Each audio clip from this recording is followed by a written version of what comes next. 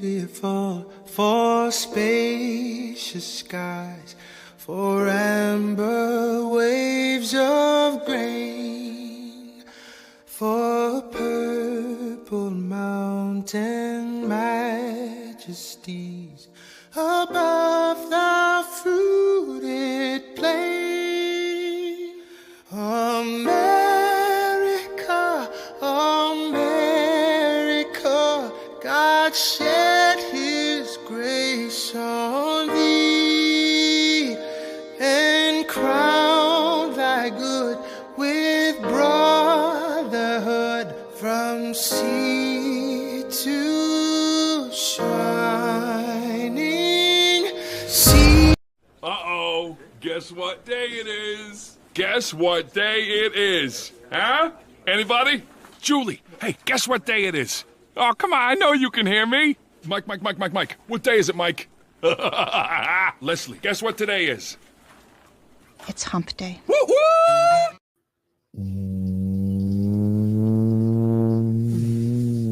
Wendy Bell Radio is live. Well, good morning. Hello, everybody. Hey. What's going on? So I'm still snotty, but hopefully I won't choke today. Last night was the first day I got through the entire night. Did you? I've been up since 1 a.m. So what day is it, Wendy? It's not. Wendy, what day is it? Oh my gosh. Guess what day? No. What I had to ask, so what day is it? It's hump day. There you go. Oh, that was pretty good. I'm glad I didn't make myself choke because that was something that was possible. Good morning. See, I think it's perfectly reasonable for us to start with 1,000 today. And 1,000 begins as I begin speaking. So let's go for the show. We've got... Get your Chuck juice get on board. I think actually 1.5 is reasonable. I mean, we're halfway there. We're more than halfway there. I look really, really pale today. That's because you haven't had your Chuck juice. I haven't had my Chuck juice. You're right. I'm going to try to pretend. See, then I'll put it on and it'll be way too bright. There you go. This stuff is really good. It's no bullshit. MCT Wellness. I'm telling you, this is the drink that we've been drinking. This is Dr. Gundry's caloric bypass. That's good too. Thehealthyfat.com/Wendy. I'm telling you what, this is no joke. Thehealthyfat.com/Wendy helps you get all the stuff that you need and then also crushes your cravings and helps you unlock that elusive part of your body that likes to hold on to all the calories. And you're like, no, see, I'm eating celery because I want you to go away. That's great at 4:00 in the evening. I'm telling you, it's a wonderful thing to add to your repertoire. Wonderful thing, thehealthyfat.com/Wendy. I mean, it says dietary supplement right on the bottle. Dr. Gundry lost a lot of weight, 70 pounds, drinking this. I'm like, what? So don't dilly-dally on this. If you've got significant weight to lose, add this to your repertoire. What are you drinking? Chuck juice. Someone asked if you noticed a difference. Listen. ChuckDefense.com. I drink this stuff Wendy. 7 days a week. ChuckDefense.com/Wendy. I never take product home for the weekends. This, yes. Sniper, and Healthy Cell. Yes. And now like yes. I take that. Now you're day, MCT. But this ChuckDefense.com/Wendy. Look, I know we're jamming 2 commercials on you here, but these are authentic in the moment. Yeah. This is what we drink when we're sitting here talking to you. And for that one, getting a little kick in the pants, right? As you're starting to be like, let's go. Even Kate drinks it now. So this is the thing that gets you. Hey, you don't want to have that crash in the afternoon. Brock's right. Like 4 o'clock, 3 o'clock, 4 o'clock. That's when I drink my MT. Take that down and my. You're awake. You're ready to go. Chuck Defense. It's Chuck Norris's drink. You guys know what it's all about. I mean, there's a reason these people are our sponsors. Because we love their stuff. Deb, have either of you lost weight on Dr. Gundry? It's only been 2 weeks. I know I feel better and I don't have the cravings like you said. That's my big thing. I don't eat past 4 because I go to bed at 7:30. Yeah. I by the way, I don't have a lot of weight to lose and I haven't been on a scale. I'll be honest. She's not a fatty Bobalatti. And I haven't been on a scale. I've been fatty Bobalatti. and I didn't like how it You felt. were pregnant. No, after the fact, I was a size freaking 12. I had 0 to 12 in my closet. That's Wait. defeating as a woman. So after you're pregnant, you have baby weight to lose. Yes. Okay. Yes. I'm not saying that it was like something that nobody else has gone through. I'm It's saying not like like- wild unicorn anomaly. I'm just saying I've squeezed in, I've stuffed it all into that pair of pants before and then been like, Wow. Where the button becomes a weapon. the button. Brock's going to claim Caroline Levitt Oh, as a don't you do it. girlfriend. Don't you do it. I'm Don't saying. you do it. You Okay. poo in my mouth I every time I won't. find a lady. I won't. I just said she's a little young for you. She said important. See, there Okay, you just did it. I'm just Let me saying, poo in your that's mouth. not poo. That's First called thing a you fact. said. That's called. Don't be it's- jealous of her. Don't drop the consonants. Don't It's be, important. Don't It's be not jealous. important. I'm like, I swear to God, no, we will not stand for this.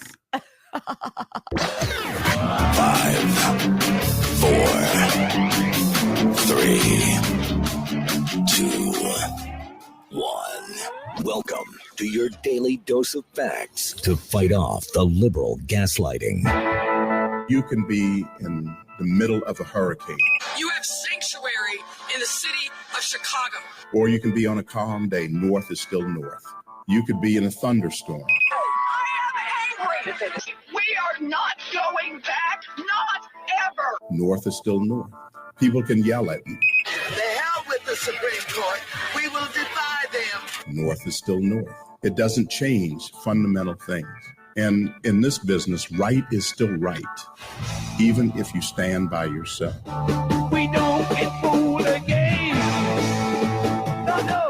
Live across the fruited plain and from sea to shining sea, we're converting the Marxist left 1 hour at a time on the Wendy Bell radio program.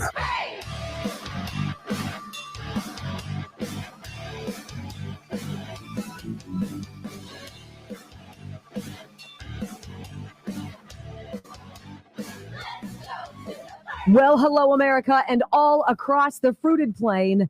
Welcome home to the Wendy Bell radio program. It is common sense, conservative values 5 days a week, 3 hours a day. It's our commitment to you. There's a reason we give you all of our sources. There's a reason I give you the websites. I give you the links. And every single day on our locals page online, if you go to locals.com and you plug in Wendy Bell Radio, you're going to have access to the entire rundown of everything that we're talking about. It is the ultimate show prep for everybody else that's out there. I love you guys. I love that you're here. I love what we're doing. And I love the speed with which President Trump and his cabinet are moving. And we're going to talk about that. We've got about 45 minutes, maybe 50 minutes until RFK Jr. is in the hot seat, 10 o'clock in his confirmation hearings. And Nicole Shanahan coming out swinging with a warning to senators who might want to FAFO, if you know what I mean. We've got all of it. Pete Hegseth making a decision straight out of the gates as the official Secretary of Defense. It is very exciting to be here with you guys. All right. Wendy Bell Radio Network is our app. Get it, download it, follow along on the live video stream in our podcast. Wendy Bell Radio. Welcome home. I pledge allegiance to the flag of the United States of America and to the republic for which it stands, one nation, under God, indivisible, with liberty and justice for all. Amen. You know, I was disappointed last night. I got word from my producer at Newsmax. I got a weekend show at Newsmax, and they take the second 2 hours of this program live on their N2 channel. But I have a weekend show on Newsmax called Common Sense. And isn't that just so appropriately named? Because we've seen such a lack of it recently. And to the network's credit, certainly I'm a very small fish in their much bigger pond. They really leave me alone to determine what I want to talk about. They find me the guests. All of them are talk radio hosts, just like I am. And we go through 2 segments with commercial breaks, talking about news of the day, this and that. The closing segment, C Block is what it's called, is my closing monologue. And I spent a lot of time on my closing monologue. Some of them have gone viral. Some of them are continuing to go viral. They kind of lie dormant for a while and then speed back up again. Somebody finds one of the monologues and it goes viral again. I've talked about the coincidences that happened in Lahaina. I did one that was very scathing to Joe Biden. I tried not to make it disrespectful, but I found him to be such a reprehensible, treasonous man, and I laid it out. And much to the credit of Newsmax producers and management, they let me do that. But I pulled one up and they flagged it. And they said, no, not this time. And I was devastated. And I tossed and I turned. And even though I knew it was going to happen, I knew I was poking the bear. I was right on the line. I was going over the line and then back, over the line and then back, just to see what was going to happen. And I was hopeful that I was going to, quote unquote, get away with it because it was very important. And the issue I was talking about were these weird coincidences involving horrendous fires. Not just what happened in Southern California, not just what happened in Lahaina, but what's happened in other parts of the world, and specifically in Chile. And I was posing to the audience in my closing monologue, isn't it such a coincidence that so many of these fire locales are in very picturesque areas, desirable vacation spot, beautiful places, where there just so happen to be plans for smart cities? Now, for whatever reason, the network didn't want me to go there. Maybe because I was talking about a couple businesses that might be connected to these smart cities and these coincidences. Yes? For whatever reason, they just said no. And so I tossed and I turned and I woke up at 1 this morning wondering, what am I going to write about? Because I have a very firm deadline this afternoon. And it struck me. Sometimes the things that I have the hardest time writing about are really the easiest things to explain. And so I've settled on writing a closing monologue this week to the Democrats, the Marxists, the socialists and communists, the progressives, the deep staters out there who don't seem to understand that 77,300,000 and change of us have spoken, and we speak every day. We're not complicated. In fact, if anything, we're really easy to understand. We don't ask for much. We're willing to work hard for what we get. But we just want somebody to listen. And these Democrats, deep state, socialist, Marxist, communists, progressivists, they don't listen. And they don't listen because they don't care. And it's a mighty sour pill to swallow when you realize the system you've been paying into, the system that you've believed in, that you've stood behind, doesn't care. And it's not there to help you. And in many times, it's there to hurt you. I started thinking about all the things that Donald Trump did in the last couple years. He wasn't president. He really had no standing except being a former president. And some of this stuff happened before he launched his reelection. And I thought about East Palestine, Ohio. Donald Trump was there before anybody in the Biden administration was there, delivering water, pallets of water, something as simple as that. And the media railed on him because it said Trump water. And they thought that was just outrageous. That's how they covered it. It was after, of course, Donald Trump went to East Palestine that Pete Buttigieg tried to dress up and wore his reflective vest and hard hat and goggles to make it look like he was playing the part. Right. When Joe Biden and Barack Obama and Bill Clinton were yucking it up over a Madison Square Garden, Donald Trump flew to Long Island. And he went to the wake of a fallen New York City police detective who'd been killed by an illegal alien. And he prayed with that officer's widow and young son. And when Lahaina burned, and it was devastating, and we were awestruck by the horror of it all. They loaded up a giant plane full of fruits and vegetables and supplies and all of the things that people in Lahaina who had survived that tragedy could have needed. And Ivanka Trump went to distribute those supplies and to offer love and comfort to people who were absolutely reeling. They didn't ask for cameras. They didn't travel with some crew. They didn't look for pomp and circumstance. Same thing that Donald Trump did when he wanted to go to North Carolina and then ultimately California. See, my message to the folks out there who don't understand what MAGA is, what this idea of American greatness is, it's predicated on something so very simple. Showing up. Showing up no matter the circumstance, no matter the time of year or time of day, and listening. Hearing what people need and seeing how quickly you can fill the void so as to make one thing just go okay when it seems like everything is sideways. 77 million and change of us saw that. And we voted for that. And we don't think it's complicated in the least. The people who don't hear you, who don't care, will never understand. And I feel defeatist in saying it seems almost silly to try to explain it.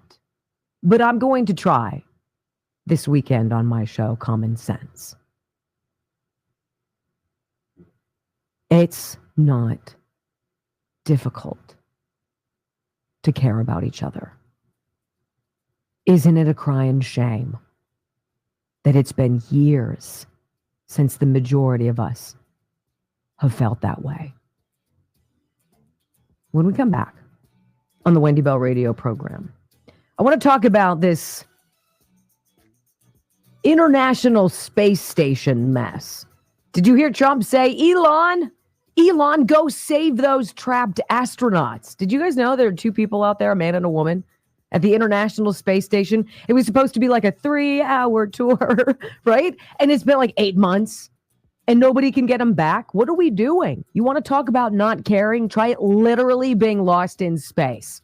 I've got this remarkable story for you coming up next on the Wendy Bell radio program.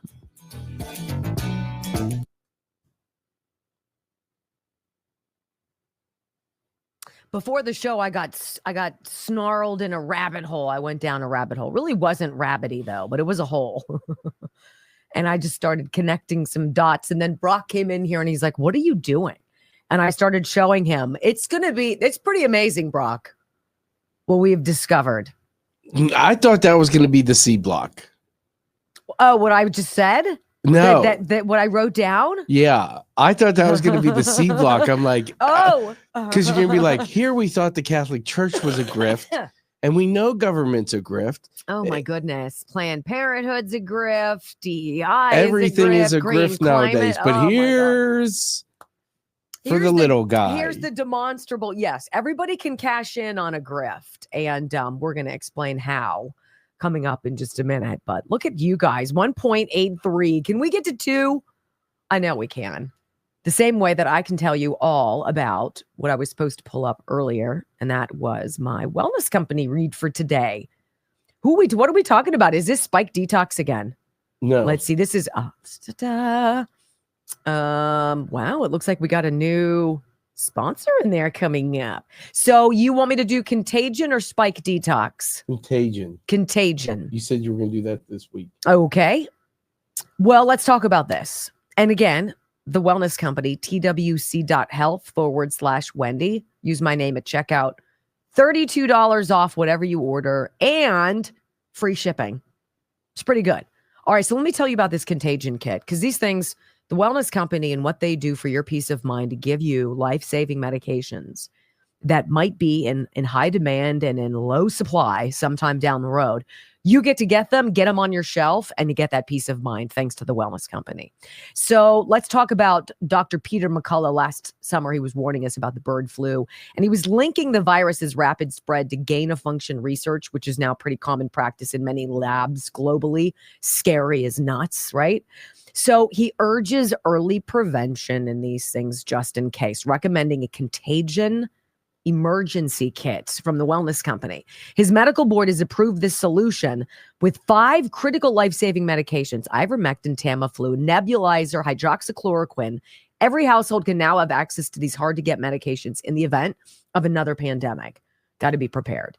Get yours simply by going to twc.health/Wendy. You have a digital intake form. That's why they call it. Answer some questions. They will review, and your kit will be shipped to your door. Free shipping if you use Wendy, and get $32 off, promo code, to your door within 2 weeks.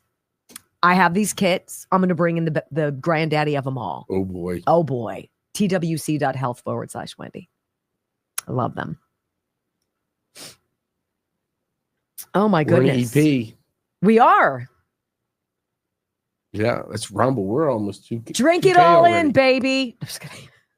People are like, what the hell does that even mean? I don't know. But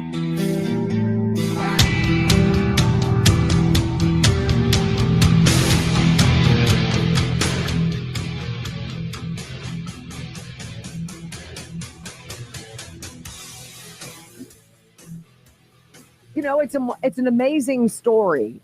Watching Elon Musk, watching somebody, I don't know if he's on the spectrum or what. He's world-class brilliant, right? And he's super weird. And I love people like that. I love super smart people. I loved the kids in the band, right? I was friends with all the geeky people. They were honest. They weren't phony baloney. They were funny and they were smart. And I loved them when I was growing up, right? He's one of those people you just enjoy watching the excitement in his eyes. And you guys remember when his rocket ship, like the reusable rockets, like, come on. Of course, this is legendary. And it comes back down from the ethos and its engine, right? It'll be amazing. And it comes down and the arm catches it and everybody's like, what? How cool is that? Well, why wouldn't Donald Trump say to Elon Musk, hey, Elon, you know those 2 astronauts that have been stranded up on the International Space Station for 8 months? Can we get them home? Yeah. I mean, talk about literally being abandoned. So he said, yeah, can you do that? Not like Elon's going to get into a rocket and be like, come aboard, let's go, guys.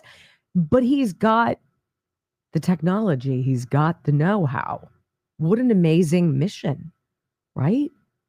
So I want to read this. CBS News. All of the media are going nutty because Trump is 9 steps ahead of everybody. How can I do something as a fixer, as a make things happen-er, where we're going like this?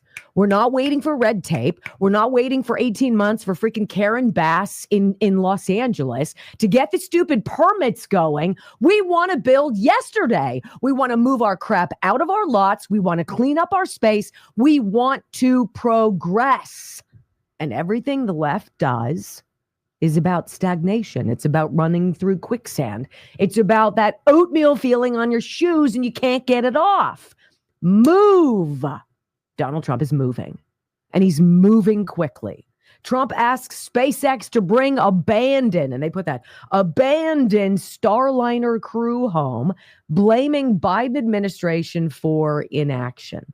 Now, I'm not even going to get into the nuts and bolts of this with you, because you can't believe what CBS is saying. If they put quotes around the word abandoned, it's purposeful. It's to create the illusion that Trump is just selling you a load of crap. Well, if you're one of these astronauts and you were supposed to go up for a couple days, and a couple days ends up being, yeah, about that. It's going to be about 8 months. I don't know. I'd be kind of pissed, right? Donald Trump legitimately saying to Elon Musk, please go save these astronauts. They need to come back home to Earth. It's like the most ultimate in your face. You don't matter, right? If you're one of these astronauts, you're bobbing around up there going like, really? Can we come home? The media have got to tell you all of the garbage about it. Abandoned. They're not abandoned. They're perfectly happy. They're well fed. They're not running out of supplies. In fact, they're probably redecorating up there. Maybe they're putting up some new drapes. Come on. This is what boils me on a daily basis. And you're going to have to get real accustomed to diving around this nonsense. The media will stop at nothing to sabotage anything Trump wants to touch. Any inroad he sees that hasn't been addressed, any flood victim or fire survivor, anybody who's not being heard has an opportunity to not just be heard by President Trump, but to have him take action to solve their problems. That's exhilarating. Look, I live, and I tell you this story all the time. I live on Estrogen Island at my house. Husband, 5 sons, male dog. I'm not getting a whole lot of, feminine, companionship at my house. Sometimes I feel like nobody's paying attention to me. The idea that somebody is very comforting, especially in times of need and trouble and darkness. And it's out there. Donald Trump is that person. And his cabinet members are those people. And this golden age that he refers to, you might think of it as a monetary surplus golden age, where the sky's the limit. You don't have to worry about debt. You don't have to bite your fingernails down to the quick, worrying about how you're going to make ends meet. I don't think that's necessarily what he means. Golden to me means heard, means represented, it means valued and appreciated. It means somebody has my back. And if something goes sideways, then I'm confident it's going to be okay. Do you hear that, Democrats? Because we've lived for far too long in your world. And things aren't okay. And the messes you made aren't defensible. And the human beings who are being rounded up and escorted away from our land broke the law to get here. Don't go against the 77 million of us who are loud and clear every day, and we were loud and clear in November. We want America back. When we come back on the Wendy Bell radio program, let's talk about this. Donald Trump's team making some moves to clean up Biden's many disasters. We'll call it clean up on aisle 5. You've got Pete Hegseth making headlines. You've got Tom Homan making headlines. And even Sarah Huckabee Sanders. How? It's great. You're going to love it. Next on the Wendy Bell Radio Network. It's got to piss Democrats off, too, that the Republican women are so much better looking. Kristi Noem is a pretty girl. She just is. She's a grandma. I can't call her a girl. I think Tulsi Gabbard's a pretty girl. A Pam Bondi, right? Caroline Leavitt, put together, right? They're professional. They're appropriate. They're neat. They exude all of that matters. And then you look at the haywire left and you're like, no, what happened to your face? Victoria Nuland, who beat you in the face with the ugly stick? Because she fell out of the ugly tree and hit every branch on the way down. Something happened to that woman. And it's just, I don't think evil looks good on anybody. And there's a lot of it out there. Hillary, oh my God. I don't understand this. You have people who are gazillionaires. Wouldn't you go like, I mean, just, right? Because I'm always like, I could really do my neck. They could at least use some Dr. Lakey. You could do one of something. Start somewhere. Dr. Lakey, I'm so glad you brought up my boyfriend, Dr. John Lakey. He's a wonderful sponsor of ours, and I really like what he does. Look, if you're not one to go and look at a video for a product that purports to do something that's quite literally game-changing, then this is not going to be for you. But if you're willing to learn and to get educated about why a product is so effective, I think you're going to like a handful of our sponsors, because they've taken the time out of their own budget to create these really helpful videos that explain why their products work. What's in this tube looks just like some cream that you would rub on your face. And you would, and I put it on all the time. I just put it on here, but I was up at 1 and you can only ask so much out of, But he explains to you what it is. It's diamond dust and this epoxy, this very special and certain product that he mixes together with some other formulations. You put it on your face, and when the light hits it, it plays this kind of optical illusion with people's eyes, and it smooths away the appearance of fine lines and wrinkles. It's crazy. It's crazy. It works. I tell you every day. Wrinkle eraser, magic eraser for your face, Photoshop for your face. Take back the hands of time. Try this. BHMD1 Beverly Hills MD. That's how you remember it. BHMD, Beverly Hills MD. He's number 1. He's a boyfriend.com/Wendy. Get more than one, because when it runs out, you're going to be like, what am I going to do? I love it.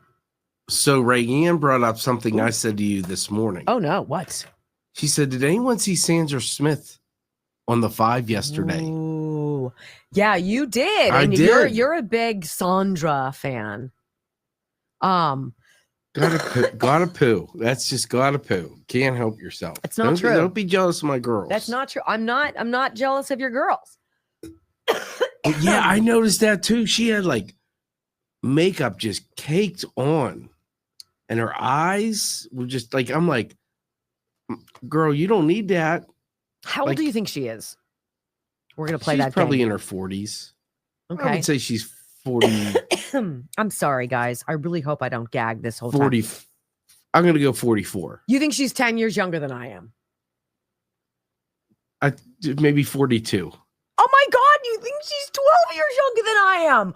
That is really, she's 44. I just was surprised. And what did I say to you? I'm like, why is a 44-year-old woman caking it on? Maybe it's just their makeup artist. Maybe if that's the case, that person needs a tongue lashing. Because I said to him, like, man, I see her with Charles Payne. Now I'm wondering, do I just like seeing Charles Payne that much? Or I do love me some Charles I Payne. do too. Nom, nom, nom, nom, nom. He is he's sexy, I think. He's one of my boys. Yeah. He's like sexy. if I had to sit around and BS, have a drink, cocktail, smoke a cigar, him, Thomas Sowell. Wow. I'd love to have a conversation with Thomas Sowell. Did Brock just go over Thomas Sowell?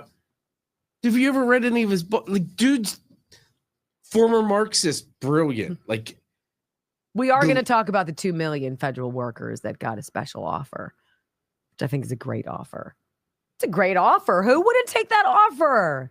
Got 8 months to loll around, do whatever you're doing from home anyway, still getting paid. Go double dip, get a new job. Or people just don't want to work anymore, which is the case. Either way, get them off the books. Right. So, hey, if you're new to the program, welcome. We're glad you're here. Obviously, we live stream the whole show and we talk to you the whole time. As you can tell, it's a radio show first, and then we break it all down podcast form. Bob Sloan, our producer, does. We've got 4 million people who've downloaded the Wendy Bell Radio podcast onto their device. 4 million. That's crazy. Yeah, that's nuts. That's crazy. We were blown away at 1 million. Oh, my gosh. I'm like, what? And consistently, because of you guys and your rumbles, which are very close to 2.5, there's no reason we can't be at 2.5. Because of you, we were number 4 on Yes. the leaderboard. 4, 110. It's Can we get official when 110? I look in the morning. So like throughout the day, it'll move down. But yeah, Maybe it's official when I look at it in the morning. Oh no. something liberals hate. Winning. Young man, there's no need to feel down. I said, young man, pick yourself off the ground. I said, young man, cause you're in a new town. There's no need to be unhappy. Young man, there's a place you can go. I said, young man, when you're short on your dough, you can stay there. And I'm sure you will find many ways to have a good time.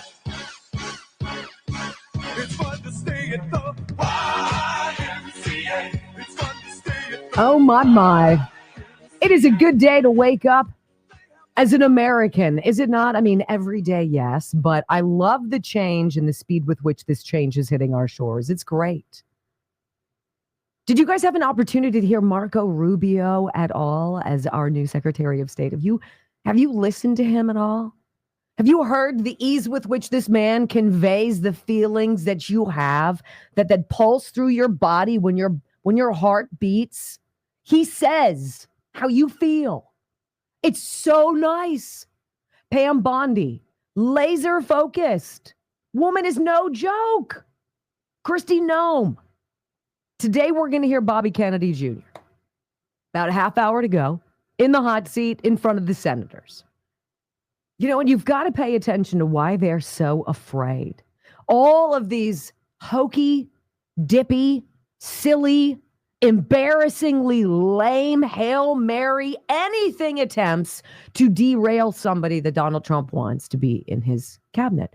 And again, I go back to that 77 million of us who voted exactly this way. Hey, Republicans, I want to talk to you now, explicitly to you. We already know the Democrats. We already know how they're going to be, right? Do you not understand what we want? Because I'm going to make it really clear for you. We want what Donald Trump is doing. We want the people he has selected. We want his priorities. We appreciate how he communicates. We love, and I know for the media, this is a hard one. We love that he's going around all of you morons in the media because you twist everything that he says and does. And he goes directly to the people. And he emails me and millions of others every single day.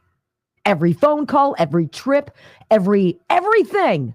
Isn't that amazing? It almost feels like someone cares about us. Shocking. You've got to love Pete Hegseth.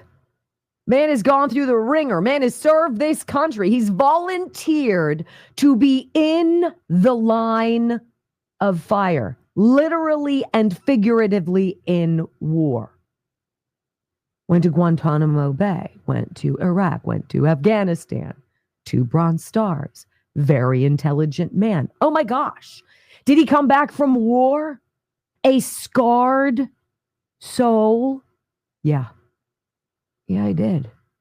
Does he deserve any grace in that? No, he doesn't, because Donald Trump wanted him to be a Secretary of Defense. Knives out. Thank God. Thank God J.D. Vance was there to do what needed to be done. Did you guys hear what Pete Hegseth's first move was? I love it. And you're going to love it too. Here we go. Defense Secretary Pete Hegseth on day 1 puts a Joe Biden pardoned Mark Milley, General, 4-star. Mark Milley on notice. You may be demoted. Sucks to be you, bro.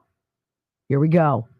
This is at therightscoop.com. President Trump's new Secretary of Defense just dropped a big investigation on General Milley and nixed his security clearance and detail. Goodbye. Good luck. Bye-bye.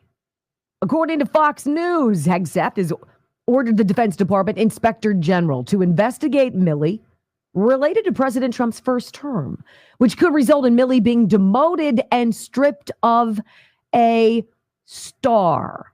You can't go after him apparently because Joe Biden pardoned him, but you can do that. And that hurts more.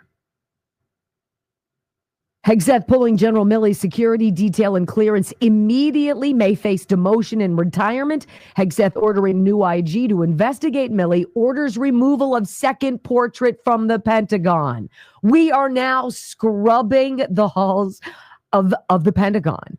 Any remnants of this cat. It is so necessary. We know exactly what Mark Milley is and what he's done. In fact, in his new book called War, Bob Woodward writes General Milley told him at a reception at the Willard Hotel in Washington, D.C. in March 2023 that he believed Donald Trump was fascist to the core. He was still serving in uniform, ladies and gentlemen, as chairman of Joint Chiefs when he reportedly made the remark. That's one of the things. Of course, what he said to China. Hey, we'll call you when I hear that Trump's going to move on South. I'll let you know. I got you. Got your digits. Yeah, Xi, I got you. Really? Traitor. Treasonous traitor. Strip him a star. I think that's the ultimate punishment. You go, Pete Hegseth. How about Jesse Waters with Tom Homan last night? Did you guys hear this? This is the whole idea today. We are taking back control of our country, and we are doing so unapologetically. I'm not here to worry about how your feelings feel. I don't care. I don't care who gets butt hurt. I don't care who gets demoted. I don't care what the fallout is. We're going to take action because you guys have gummed up the works, and you're going to pay the price. Period. So here's, you got to love this. Here's Jesse Waters with border czar Tom Homan, right? And he's going to play a clip of Joy Reid on MSNBC's The Read Out. This woman is toxic until the day is, it's just ridiculous. And she's got on Letitia James, another class act. And they're going to be talking back and forth about Kristi Noem being the new director of, what is she again? Homeland Security. Thank you very much. Homeland Security. And talking about how she's acting like she's playing a role. This is a very uncomfortable segment for me to watch just because they're so obnoxious. And then Tom Homan comes out and drops it on them. Listen to this. It's brilliant. Listen to this. New York City joined the list of cities where these performative raids are taking place. We have a government right now that is reckless. Reckless and also, as I've said, performative. I want to show you an image of Kristi Noem, who was just confirmed, the former governor who's confirmed as a Department of Homeland Security. It's as she's cosplaying. It's almost a game where she seems to be cosplaying, because I'm not sure what she thinks that she's portraying here. She might as well be at Comic-Con. James and Joy say you're reckless and you're just role-playing for fun. She's dumber than a box of rocks. Bottom line is, let's talk about Chicago for a minute. Chicago mayor says that we put fear in the elementary schools because ICE agents went to elementary school. Total false story. What ICE did in Chicago is save children. What we did in New York today is save children. Just Chicago alone, we arrested like 9 sexual predators, most of them child sex predators. We took them off the street. We took them off the street in New York today. We're protecting the community. We're saving children. We're going to secure that border so less Americans die of fentanyl deaths. We're securing the border so less women and children are sex trafficked. Biden administration had a 600% increase in sex trafficking. We're securing the border so less terrorists and people on the terrorist watch list get into the country. Biden, under Biden, we had a 3,500% increase in people on the terrorist watch list. No, we're saving this nation. We're making America safe again. So they need to get out of the way because we're coming. We're going to do it. They're not going to stop us. Unapologetic. This is what we're doing. Obviously, they are lying. And I wonder so much if it was Joy Reid talking about Kristi Noem acting the part. She's not dyeing her hair blonde, Joy. What role are you playing? She at least put away her wig that looks like Donald Trump hair. So that was a good, that's a good step in the right direction. If we're being honest, and I am. Now, speaking of Chicago, okay? Did you guys hear what happened to Mayor Brandon Johnson? This guy, when you thought things couldn't get worse for Chicago because they had Lori Lightfoot, in comes this guy who spent $30,000 on hair and makeup in like 1 year. And Chicago residents are like, look, pal, this is not a sanctuary to anyone. Listen to somebody ask Brandon Johnson. They say, you know what, Mayor, Why can't you do what Tom Homan does and round up these people we don't want? Listen to the response. Tom Homan showed up in Chicago and within 24 hours found a convicted sex offender who has been living in our city since 2009, flouting the sex offender registry. If he can do this, why can't you? Because that's their job. That is their job. The federal Their government job's not to keep has the a people of Chicago responsibility safe. to make sure that individuals who are undocumented, who have been charged with, convicted of a crime, it is the federal government's responsibility to do their part and uphold the law. Our local police department, along with our public health department, along with our other sister agencies, are working to build a better, stronger, safer Chicago. And as we've stated repeatedly, those critical investments, you continue to see the results of those investments as violent crime continues to fall in Chicago. Oh my gosh, he just gave 30 seconds of total BS. We're working together to make it a safer Chicago. Really? Really? And you're seeing the crime numbers go down. No, see, when you just stop reporting on crime, it doesn't mean the crime goes down. It just means that crime isn't added to the overall aggregate of crime. Brandon. Back to the opening monologue. It's not complicated. We see that you don't care. We see it every single day. Now, I want to move over to Arkansas. Sarah Huckabee Sanders said something yesterday. If you get free health care on the dime of your neighbors, you damn well better be working to get it. What? Listen. That's why today I'm announcing that our state will seek a waiver from the Trump administration to let us create a Medicaid work requirement. The requirement is simple. If you want to receive free health care paid for by your fellow taxpayer, able-bodied working age adults have to work, go to school, volunteer, or be home to take care of their kids. 220,000 able-bodied working age adults in Arkansas receive free health care courtesy of the Arkansas taxpayer. It cost us more than $2.2 billion each year and growing. Of those recipients, estimates show that nearly 90,000 have no job. Most Arkansans work hard to pay for their health insurance, but many of these healthy adults don't work at all and receive it for free. Donald Trump has been in office for 1 week and 2 days. And the ripple effect already so palpable. People in Arkansas, people in Illinois, people in California, people in Idaho waking up to a new day. Is that the golden age where simply you feel like you're being heard? If it is, I'll take it. Now, when we come back on the Wendy Bell radio program, you've got to hear this great Nicole Shanahan soundbite. So she was Bobby Kennedy's running mate before they dropped out and Trump absorbed Bobby Kennedy to be his HHS secretary.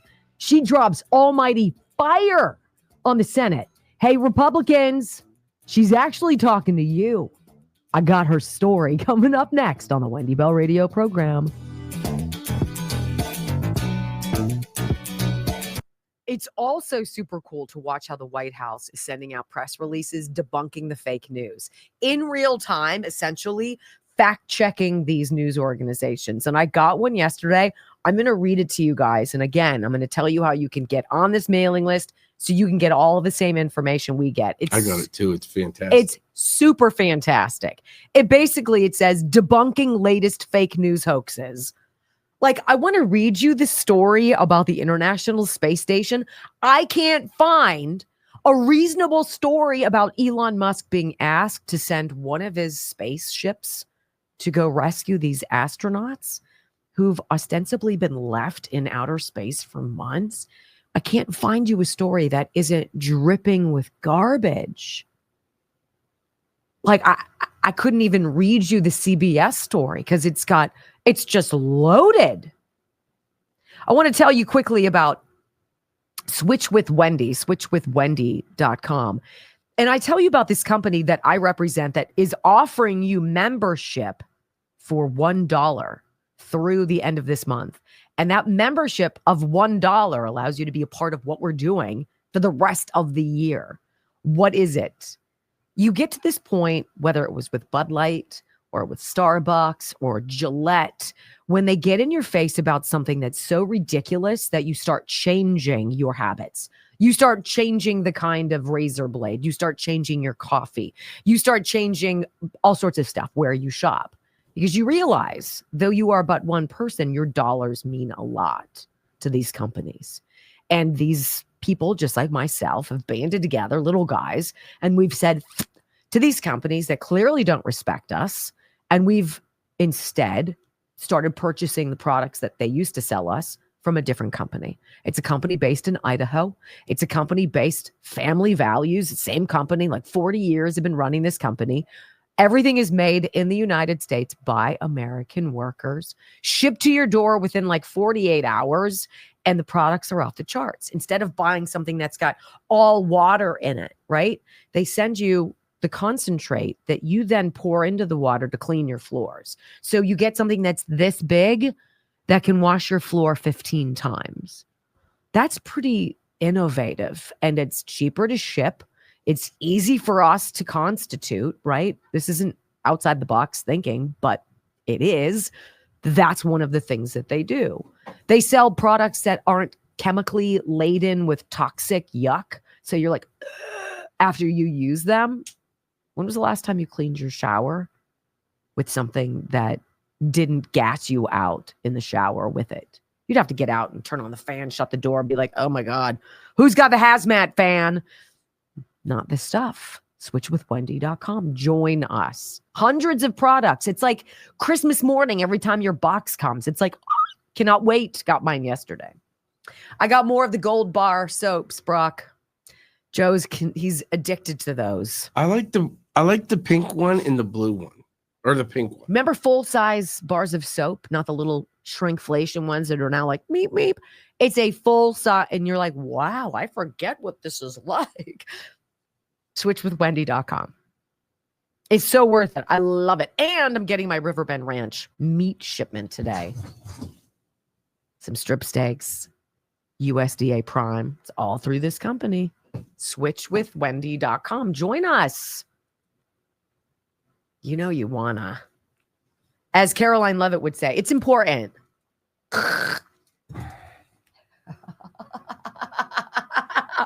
You can like who you like. Just buy her a tea. That's all. Will be jealous. I'm not Very jealous. Unbecoming. Why do you think I'm jealous? I can't explain it.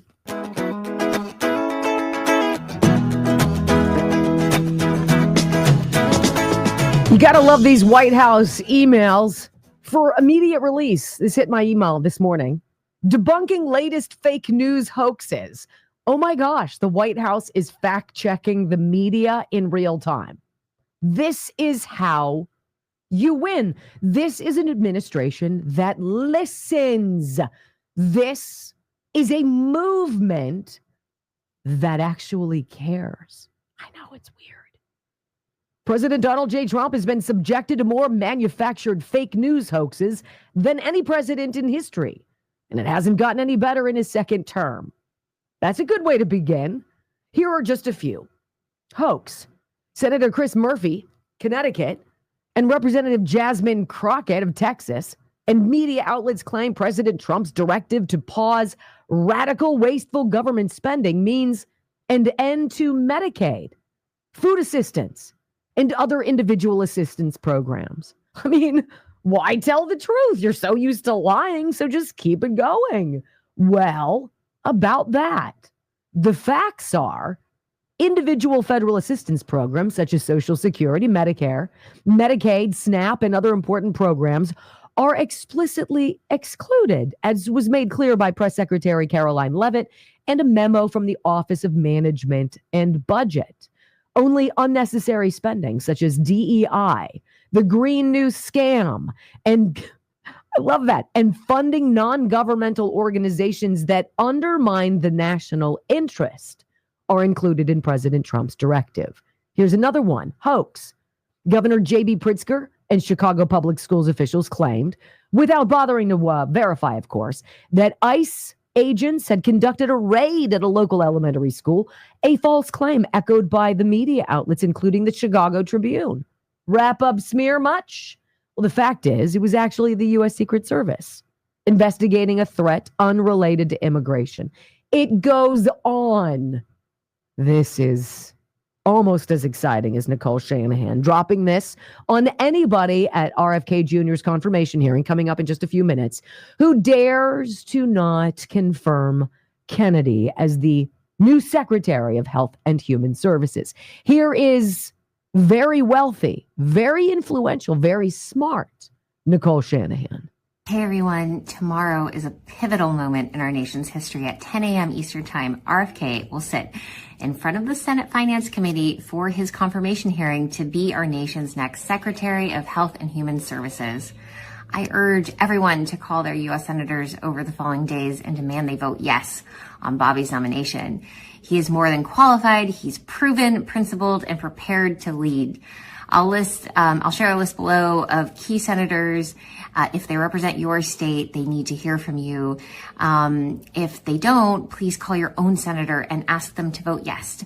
We need as many votes as we can get. So this hasn't been widely reported, but in 2020, I cut large checks to Chuck Schumer to help Democrats flip 2 Senate seats in Georgia from red to blue. The 2 candidates I helped elect, Senator Raphael Warnock and Senator John Ossoff, please know I will be watching your votes very closely. I will make it my personal mission that you lose your seats in the Senate if you vote against the future health of America's children. And more than that, I also want to say to Senators Mitch McConnell, Lindsey Graham, Lisa Murkowski, Susan Collins, Bill Cassidy, Tom Tillis, James Lankford, Cory Booker, John Fetterman, Bernie Sanders, and Catherine Cortez Masto, this is a bipartisan message, and it comes directly from me. While Bobby may be willing to play nice, I won't. If you vote against him, I will personally fund challengers to primary you in your next election, and I will enlist hundreds of thousands to join me. Big Pharma and Big Ag have exploited us for far too long. It ends now. You're either on the side of transparency and accountability, or you are standing in the way. The choice is yours. Please choose wisely.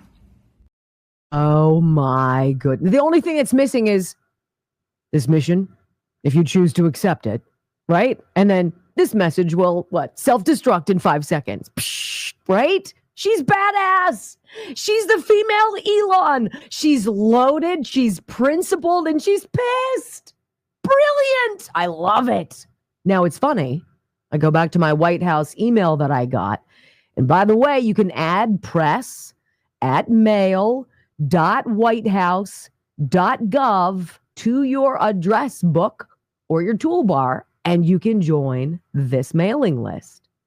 The hoax, the final hoax that the Trump campaign or administration put out, the physicians advocacy group trying to slam RFK Jr. in advance of this pivotal vote, as we all know, is an astroturfed partisan organization funded by prominent left-wing donors, which accepts fake signatures.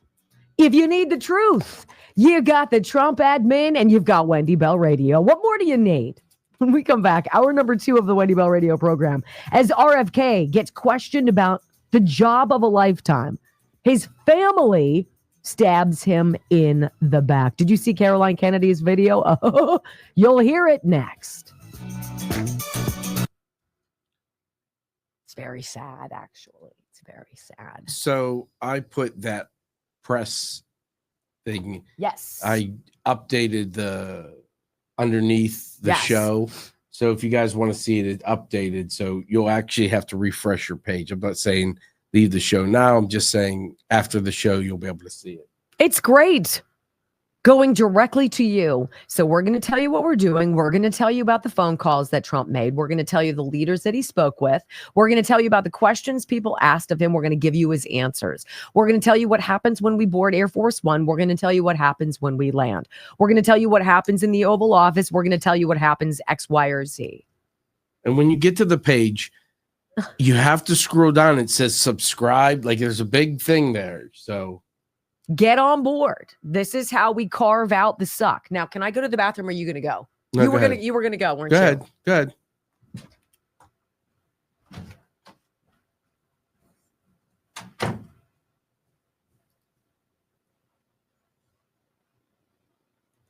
Definitely something you should, unless you don't want I get about,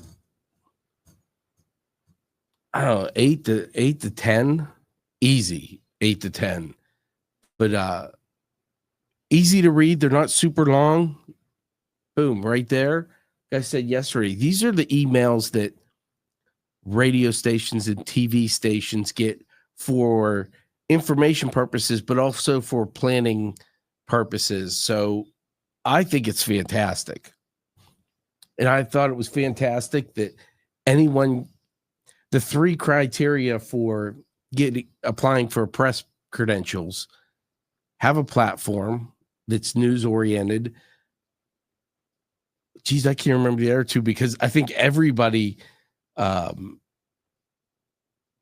could qualify for a press credential, but doesn't have the platform. The other 2 were just mundane things. I can't even remember. If you guys remember, press, hold on, I'll give it to you again, but press@mail.whitehouse.gov. Press@mail.whitehouse.gov. I think it's fantastic. It says America's back. You scroll down. It says stay in the know. Get direct updates from the White House in your inbox. You type in your email, hit sign up, and you'll get them. I think they're fantastic. I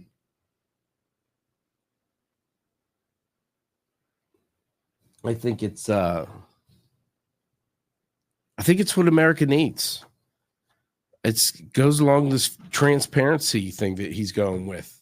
And it's fantastic to see that. Press@mail.whitehouse.gov. Would you put up Texas Bullion before you go to the bathroom? And then I'll be able to talk about, we almost have 15,000 on here. It's great to have you. We're almost at 3K. We're at 291. Let's go. I'd love to hit that. That'd be so awesome. Let me tell you guys about Texas Bullion Exchange and the many things that they have going on. I'm super excited. I just got a text right before the show, and it's from them saying, hey, we would love to talk to you for a few minutes before we sit down and shoot a video. I think, and I was talking with them about the importance of a conversation to open the door to you about precious metals, because it's easy to think that it's all out of your grasp, that you have to be a 1%er or you have to be super flush with cash on hand to be able to do this, to get gold and silver and platinum and palladium into your hands and into your investments. But you don't. That's what's nice about it. If you have a 401k or an IRA, you can do a pretty seamless acquisition with really no out-of-pocket expense. It's really remarkable. But beyond that, I know that the people who run Texas Bullion are in it for all the right reasons. They historically understand the importance gold has played in the global economy.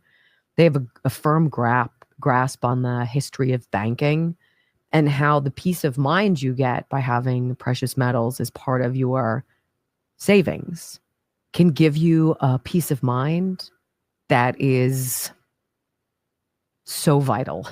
I love them. I trust them. Their products are beautiful. I am a customer. Joe and I just bought some things from them.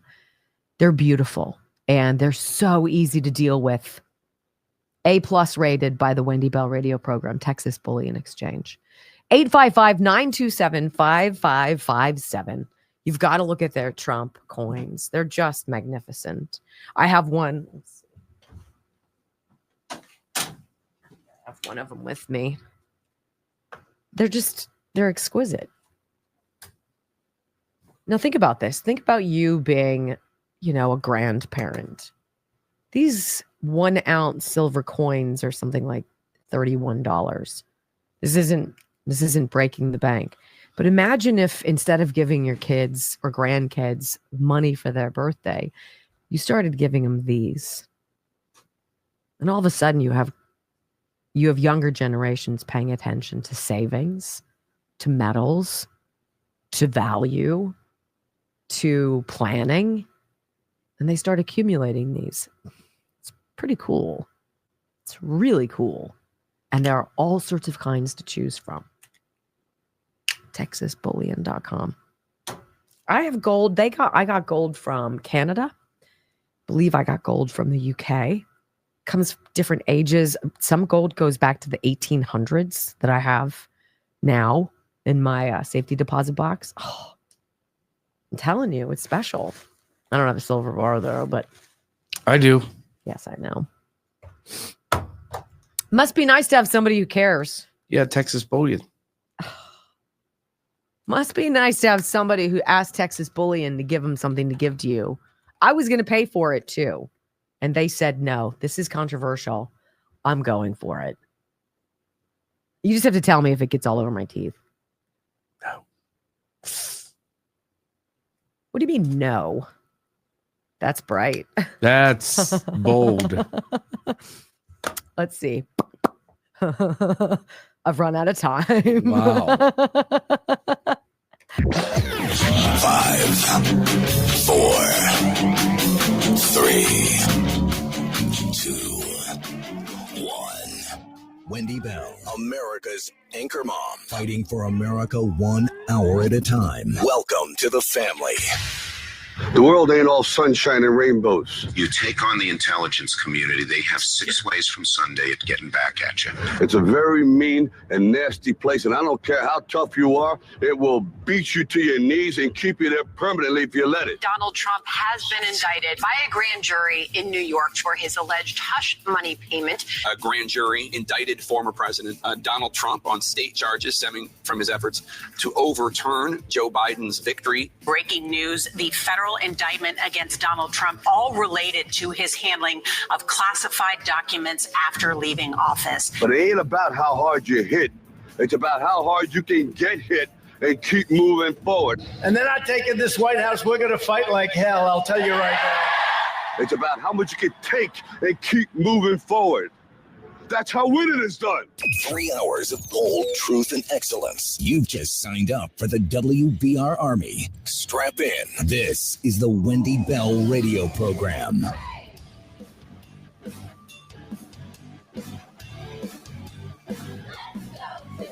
Welcome back. Hour number 2 of the Wendy Bell radio program. I'm honored to be with you guys. There's so much great stuff to talk about in the news today. This is one of those stories, however, that is really sad. It's really, really sad when you see a dynasty, a family like the Kennedys, and you see a fracture and you hear the fracture, and it's so disappointing. Look, I'm not here to tell you that Bobby Kennedy is a perfect man any more than he is. Like all of us, he's had a life journey, and he's had to learn along the way and find the way. And he's done a really good job. And the way that he is painted as some wacko anti-vaxxer is very disingenuous. And if you've ever heard his story about he was doing environmental litigation and was representing waterways and whatnot, trying to keep the big companies from polluting the water. And these women, very nicely dressed women with a lot of information, came to see him speak. And they would sit in the front row. And he would notice them because they weren't like everybody else. All they wanted to do was talk to him after his presentation. They wanted to share some information with him. You need to pay attention to this. And they were talking about vaccines and vaccine injury and research and deception. And then one day, one of these women followed him home, I think, and deposited like just reams of paper on his doorstep. And she's like, don't take my word for it. I know you want to duck us, but we're going to keep coming back because we love our children. And they're not safe with these medicines. And so he took all the papers inside and he started to read them. And then the more he read, the more he wanted to read. And then he started asking questions. And he's very candid about his conversations with Anthony Fauci. All he wanted from Tony Fauci, specifically before the COVID vaccine. Tell us how it's been tested. Tell us what's in it. Tell us what your trial data shows. Tell us that any of the vaccines that your children and grandchildren and mine have all ostensibly received. 72 of them now. Tell me that you guys have at least tested them for safety, for efficacy. Show us your results. This shouldn't be an operation in darkness. And Fauci obfuscated and stalled and stonewalled and did what liberals do. And then he finally admitted, we don't have any research. We did not test them. Say what? Fact check me. Please. So there's a reason Bobby Kennedy was selected to overhaul HHS. The FDA, the NIH, the CDC, the NIAID. I have confidence in none of them. And you probably don't either. And obviously, with Kennedy in the hot seat as we speak, at his own confirmation hearings, which we'll present to you tomorrow, his own cousin, JFK's daughter, Caroline Kennedy Schlossberg, decides to make a video, send a note to the Senate committee that's considering his nomination. And she doesn't say, look, I don't think he's the brightest guy. He's not the brightest bulb on the tree. He's not the sharpest knife in the drawer. That's not it. It's vicious. It's spiteful and it's mean. I want you to hear this audio soundbite number 1. Here is Caroline Kennedy telling this panel, you know what? Bobby is not what you think. And she says it in a way that made my jaw drop. Listen. I've known Bobby my whole life. We grew up together. It's no surprise that he keeps birds of prey as pets, because Bobby himself is a predator. He's always been charismatic, able to attract others through the strength of his personality, his willingness to take risks and break the rules. I watched his younger brothers and cousins follow him down the path of drug addiction. His basement, his garage, his dorm room were always the center of the action, where drugs were available, and he enjoyed showing off how he put baby chickens and mice in a blender to feed to his hawks. It was often a perverse scene of despair and violence. Wow. That is so low. Blaming him for the addiction of family members. Trying to create some analogy, some Dahmer-ish analogy with him enjoying raptors. Really? This, though, takes your breath away. Caroline Kennedy, listen. That was a long time ago, and people can change. Through his own strength and the many second chances he was given by people who felt sorry for the boy who lost his father, Bobby was able to pull himself out of illness and disease. I admire the discipline that took and the continuing commitment it requires. What a sanctimonious liberal witch. Everybody felt sorry for the poor boy who lost his father. Oh, you mean like the tragedy porn upon which Joe Biden built his entire freaking political career? The reason he took the oath of office in 1970, whatever the hell it was, won? In the Delaware hospital room where his sons were recuperating after his wife and daughter were killed in a car accident? And you're going to say that people felt pity for poor Bobby? That is off the charts. Then she blames him for family members' struggles and calls him a lifelong liar. Go. But siblings and cousins who Bobby encouraged down the path of substance abuse suffered addiction, illness, and death, while Bobby has gone on to misrepresent, lie, and cheat his way through life. Can you imagine? How would you feel as Robert F. Kennedy Jr., as your cousin has been asked to or feels like it is her job to try to sink your nomination in this public fashion? Wow. We thought it was creepy when Mary Trump wrote something about Donald Trump that was clearly ridiculous. This is another level. Then she goes on and calls him basically a special kind of addict. Listen. Today, while he may encourage a younger generation to attend AA meetings, Bobby is addicted to attention and power. Bobby preys on the desperation of parents of sick children, vaccinating his own kids while building a following hypocritically discouraging other parents from vaccinating theirs. Wow. Ladies and gentlemen, Bobby Kennedy has asked for one very specific thing. And when you ask it of honest, honorable, truth-telling people, it's not a big ask. Show us your papers. Show us your research. Prove to us that it's safe. Prove to us that it's effective. That's all I want. You show us that, I'm done. I'm gone. I'll leave you alone.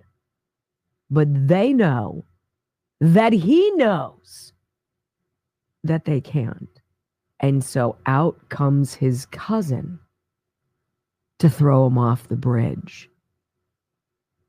She says, you know what? I'm pretty sure you're going to confirm him anyway, but let me take one more swing at my cousin like he's a piñata. His constant attacks on our healthcare system are horrible. Do you hear attacks? Or do you hear a man who simply wants answers? Listen. Even before he fills this job, his constant denigration of our healthcare system and the conspiratorial half-truths he's told about vaccines, including in connection with Samoa's deadly 2019 outbreak of measles, have cost lives. Sounds like Caroline's been put up to it. And then she says this one, as if that's not enough. He's a pretty big money grubber. Listen. And now we know that Bobby's crusade against vaccination has benefited him in other ways too. His ethics report makes clear that he will keep his financial stake in a lawsuit against an HPV vaccine. In other words, Bobby is willing to profit and enrich himself by denying access to a vaccine that can prevent almost all forms of cervical cancer and has already been safely administered to millions of boys and girls. I wonder who sponsors Caroline Kennedy Schlossberg. Well, it's interesting. She went rooting around his financial disclosures. Somebody had to give that to her to do so, by the way. Ew. Her 2023 financial disclosure shows that she herself holds a significant position in Bristol Myers Squibb, Eli Lilly and Company, and Johnson & Johnson. It's almost like this is all brought to you by one very specific company. It feels like. By Pfizer. CBS Health Watch sponsored by Pfizer. Anderson Cooper 360. Brought to you by Pfizer. ABC News Nightline. Brought to you by Pfizer. Making a difference. Brought to you by Pfizer. CNN Tonight. Brought to you by Pfizer. Early Start. Brought to you by Pfizer. Friday night on Aaron Burnett Out Front.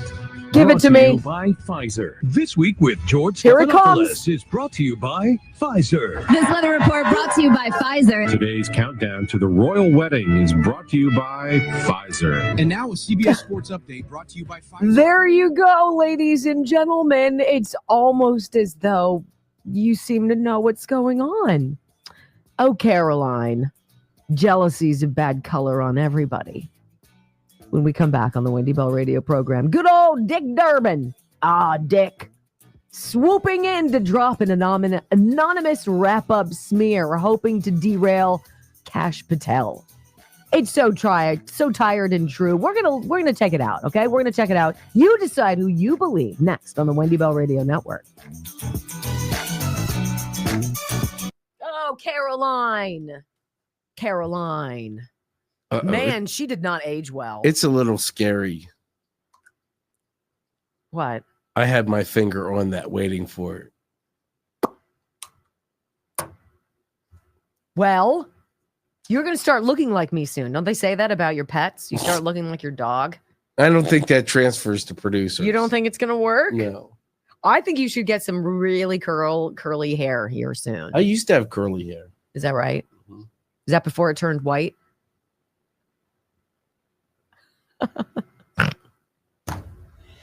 Oh.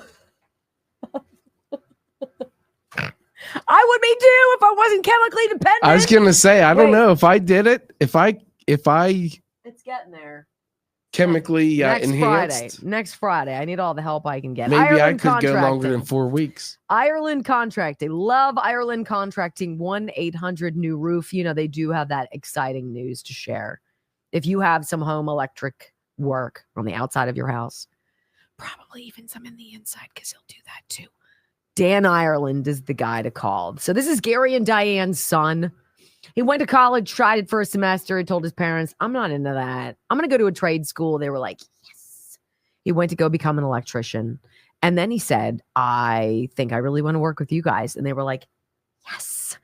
And he's been in my house multiple times, did my landscape lighting. I've told you about this. He came in, I gave him a budget. He came in like literally 60% under budget. I was like, whoa. I don't need that kind of a deal. He's like, no, it's not a deal. I just changed the estimate because it wasn't as much work as I thought. I was like, who are you and what have you done? Ireland Contracting. Exterior. Think about the exterior of your house. So roofing, soffit, fascia, gutters, downspouts, siding, new windows, beautiful new windows. He did Paul's too. And Paul was so excited to show it. Yes, I agree. They're just great. Ireland Contracting, 1-800-NEW-ROOF, IrelandContracting.com. They're just terrific. All right, we're an editor's pick. Oh, how you? That's why I put my lipstick on. Almost 14,000 watching just on Rumble. That's awesome. 1,000 on X. Let's keep it going. 3.21. You got a Rumble in you. You have it in you. I have faith in you. She may not. I do. What do you mean I may not? I have faith that you can close out of the chat if you're on your phone, click that Rumble, get back in. Or if you're on your computer, just click the Rumble, hit the follow. We're up to 54-1. Hit that follow button. You guys, we're constantly in the top 5 on the leaderboard. And it's because of you and the time and the care that you take to do that. And I know people on X, they're like, I don't know how to Rumble. Well, you can't when you're on X, which means you need to get a Rumble account. Just get a Rumble account. Just come on over. There's plenty of good stuff on Rumble to watch. Don't worry. It doesn't cost you anything. We're not going to charge you. We're not going to spam you. The only thing that costs, aside from our fantastic merchandise, and we're dropping some badass stuff here in a couple months, is the locals page. And that's just 2 free months. We charge $5 a month and we give you 2 months free to see everything, including my lipstick. No. Everything that we do, every piece of sound, everything. That's actually my lipstick, but you know. Hey, this is if you're a bourbon drinker, you're gonna need what's coming out. If you have an AR. Well, that's gonna be a special order because who knows who would want one, but I would. You're getting one. I'm so excited. See, if I could walk around in Joe's cloak in the woods with my AR-15, I'd scare the hell out of my neighbors. It would be fantastic. Can you see me wearing a cloak?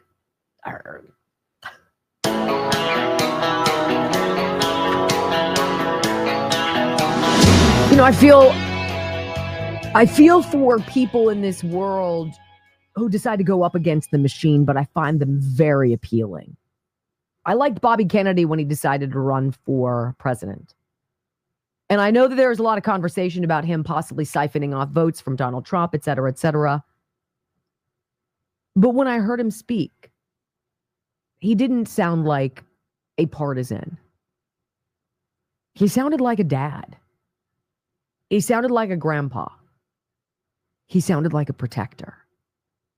And asking questions of your government, not just in times of turmoil, but just ever. And being demonized and vilified and dragged through the mud and disowned and now ditched and kicked in the balls by his own family.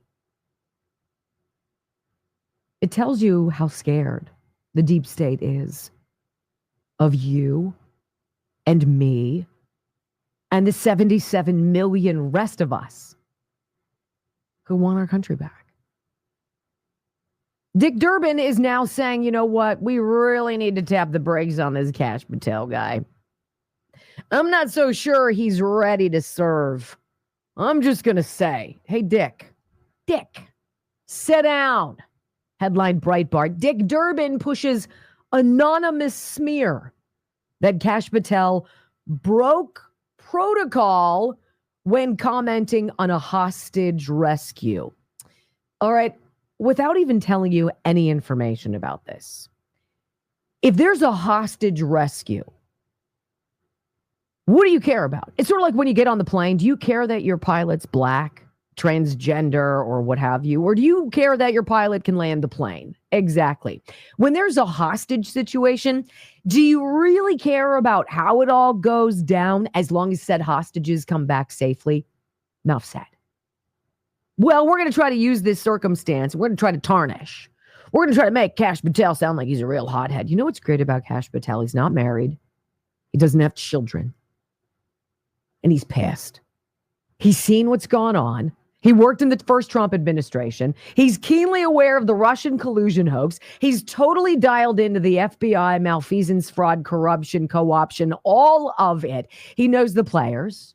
He's got the treasure map where the dead bodies are buried. He's got a shovel, and he's ready to go and dig everything up and share with you the same way President Trump is using the White House press email address to debunk in real time the hoaxes that the media are dropping on you.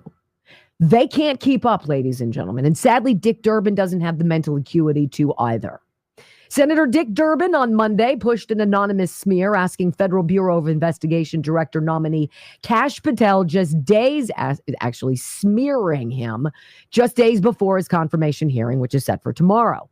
Durbin, in a letter sent to Trump administration officials dated January 27th, so yesterday, said he received, quote, highly credible information that Patel, quote, broke protocol regarding hostage rescues when he commented to the Wall Street Journal without authorization about a successful hostage rescue during the first Trump administration in October of 2020.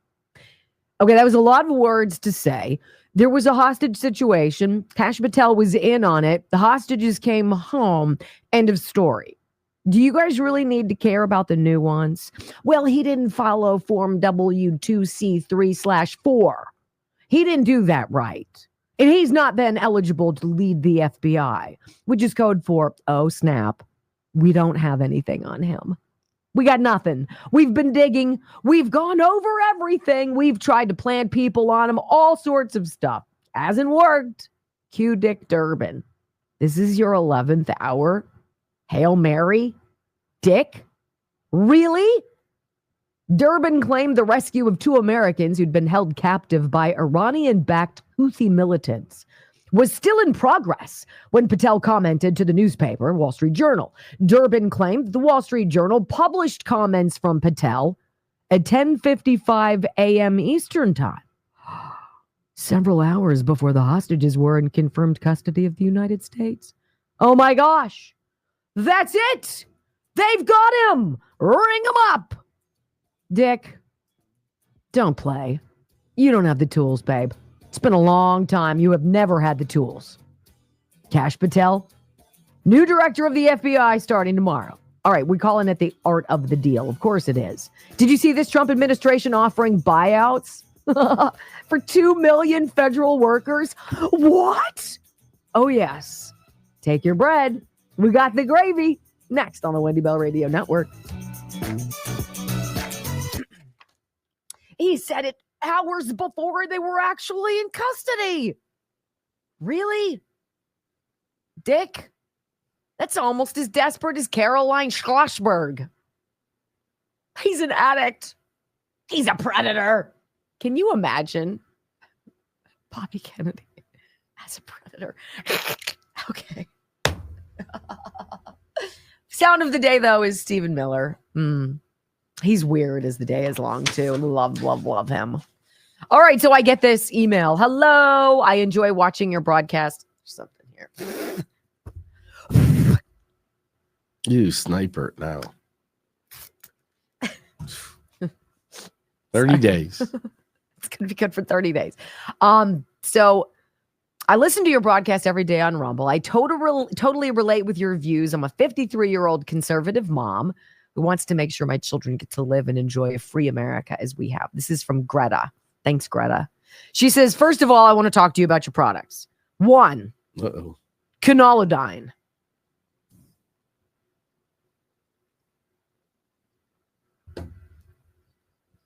Morphine-style pain relief that's fully made and found in nature. It's not made by Big Pharma. It takes away, I'm going to say, safely 75% of your pain. Not brought to you by Pfizer. It's not. Natural. You're not going to get hooked. You're not going to be addicted. You're not going to have withdrawal. There aren't some wacky side effects. You put this drop under your tongue. Oh, burns. Kind of tastes like peppery orange peel. It's badass. And then do one at night. Do that for a week. And if you have chronic pain, you're going to start to notice the severity of that pain is going to wane. I'm going to say 75 to 80%. Topical pain, do frost. Put frost on it, rub it in. So good. I put it here if I have a headache, back here for tension, all over the place. Frost. She says this.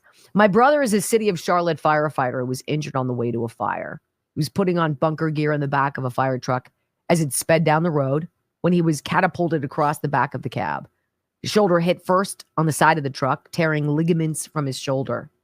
He had several surgeries repairing it and another one coming in the near future. He's been in tremendous pain since this happened in August of 2021. So I bought some Canalodine, shared one bottle with him in hopes that it would offer some relief. Nothing else has. He's been using it for about a month, has now asked me where he can get more because, to his surprise, it's the only thing that has given him relief. I gave him another bottle that I already had and suggested him getting the drops to add to it. He's ordered the drops. I'll let you know later how that works. Please pray for his surgery so that the surgeon can find and repair what still needs to be repaired. Greta, thank you for that. It's the greatest addition to your drawer, your purse, your briefcase, your medicine cabinet, your golf bag, your baseball bag. Topical pain relief. Again, 80% pain relief. It's nothing to sneeze at. And this that you take daily under your tongue twice a day. Super easy. And what you're going to see just comes up like that. It's got kind of like a yellow color and it's got like little floaties in it. So you're like, whoa, how you doing? And then you're like, woo, that's spicy. I like it. You swallow it, do that for a week, and it tricks your body into believing that you're much younger than you are when you used to fall, get back up, and not be hobbled for a month. It's amazing. Try Cono. I should tell you how to get it right. Trycono.com. TRYCONO.com/Wendy. I'm telling you, stuff works. It's magic. And I just got something from Kelly. I'm waiting for you to order me a built AR. That's what I'm hoping for Christmas. You want me to order you a built AR? What do you mean by that? My brother builds them. Oh, so you want me to talk to your brother and have him make you one? No, but you know. Why on earth would I do that? I don't know. Oh. It'd be a surprise at Christmas. Wow, I've got some time. New testimony. You guys ready? Transformation Tuesday. Oh, boy. I know. She says, my girl Caitlin crushed it. She's almost 9 inches smaller and she lost 11.3 pounds of body fat. What? She sent it to me? She never sends me. Oh, my God. I could see that out of the corner of my eye. I was like, 9 pounds. Wow. She says, I thought lifting weights for 2 hours a day, 6 days a week would give me the body I wanted to see in the mirror. And while I was getting stronger, I wasn't seeing the results I wanted. That's when I decided to just listen to Kelly. Cutting my macros, so basically her meals, what she's eating, based on the equation she created for me, and lifting 3 days a week for her workout plan. In the first month, I noticed visible changes in my body. By month 2, I was feeling way more confident in my own skin. And in month 3, I learned that I could do a pull-up. God, I hate you for that. I want to do that, an unassisted pull-up. How do you guys think I would do with chicken arms? You do pretty good with the assist, because the assist isn't much. It is. I'm so thankful for the opportunity to have participated in Kelly's Ignite 90 program. It's helped me reframe the way I view food as fuel, because the bodies we want are forged in the gym, but truly built in the kitchen. More Gains Fitness, MORGAINZ Fitness.com. 90 Ignite. Join her online now.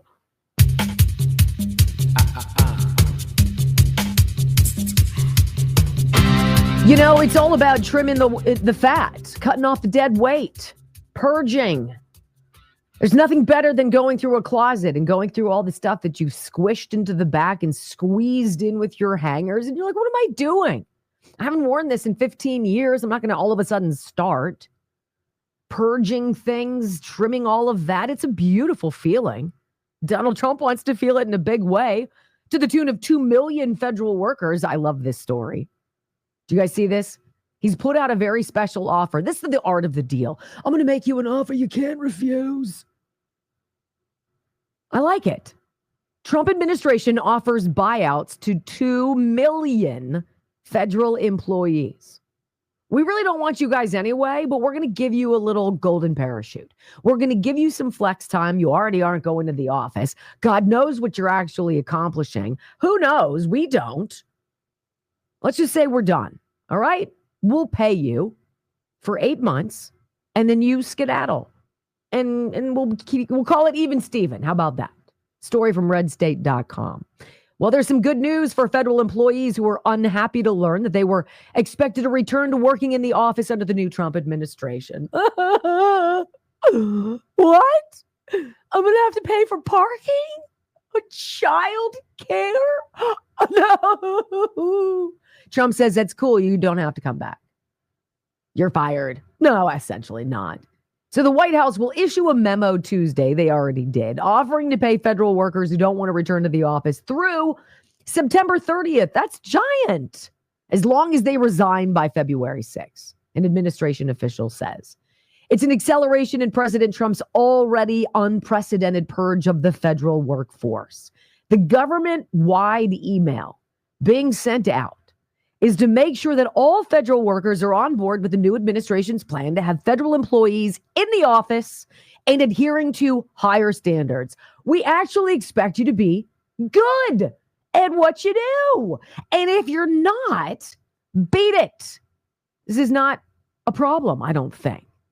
I mean, that's how I have to live. How about you? Now, the White House expects 5%, 10% maybe of the federal employees to accept the offer, which would potentially mean hundreds of thousands of people. And the administration also projects that the buyouts could ultimately save taxpayers up to $100 billion a year. Now, this offer applies to all full-time employees, federal employees, except for military personnel, postal service, and for those working in immigration enforcement or national security. Heads of all departments and agencies in the executive branch of government shall, as soon as practicable, take all necessary steps to terminate remote work arrangements and require employees to get back in person at their respective duty stations on a full-time basis. Of course, this prompted the crying foul nonsense among the federal workforce, as reported by certain hacks on the left. It hasn't stopped them from melting down. How many of these people taking to Twitter, taking to X? You know what? Grow up, move along. I'm tired of paying you. Skedaddle. You know, because America deserves a federal workforce that can do what Stephen Miller did yesterday to Jake Tapper, right? Here's what I think of the federal government. You need to be the best of the best. You need to be like Donald Trump's presidential cabinet. You need to be his administration. You need to get the finest minds who know the ins and the outs, who know how to hit the ground running, know what's going on day one, not a huge learning curve. They're not going to Karen Bass and be like, well, you guys can get back to your houses soon. Well, what's soon? Well, you just got to file for a permit, right? And that, you know, it gets a little gummed up, but I mean, it shouldn't take more than 18 months? Really? No, Trump's like now, right? Stephen Miller with Jake Tapper last night. Oh, Jake. Jake looks almost as bad as Carolyn Schlossberg. I don't know. Something's going on the left. It ain't looking good for their faces. Here's Jake. He has Stephen Miller on, who is, of course, Donald Trump's deputy chief of staff for policy, I think it is. This guy, you don't want to mess around with this guy.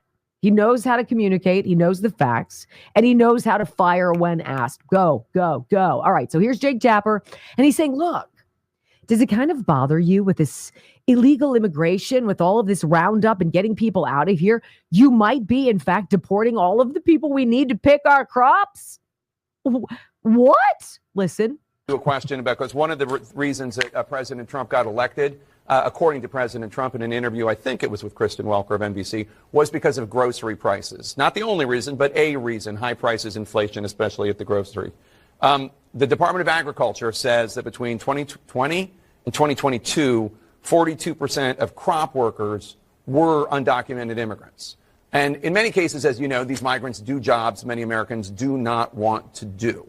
So how does President Trump make sure that the effort to deport people who are not in this country legally doesn't end up hurting Americans who want safe borders, absolutely, but also don't want to see even more higher prices in groceries?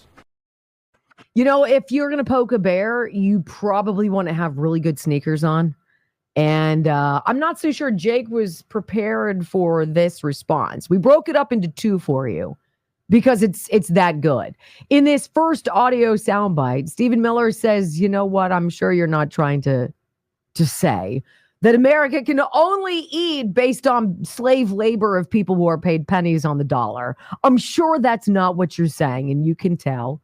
Even if you're not watching the video, Jake Tapper's sphinx starts to get a little tight. Here you go.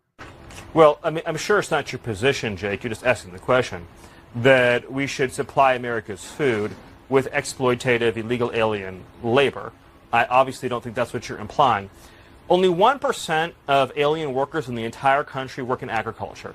The top destination for illegal aliens are large cities like New York, like Los Angeles, and small industrial towns, of course, all across the heartland, as we've seen with the Biden floods. Mm-hmm. None of those illegal aliens are doing farm work. Those 30,000 illegal aliens that Joe Biden dumped into Springfield. I'm talking about the ones that are. But I'm explaining this. It's important to understand. No, you're kind of changing the subject. I mean, I'm talking about the ones.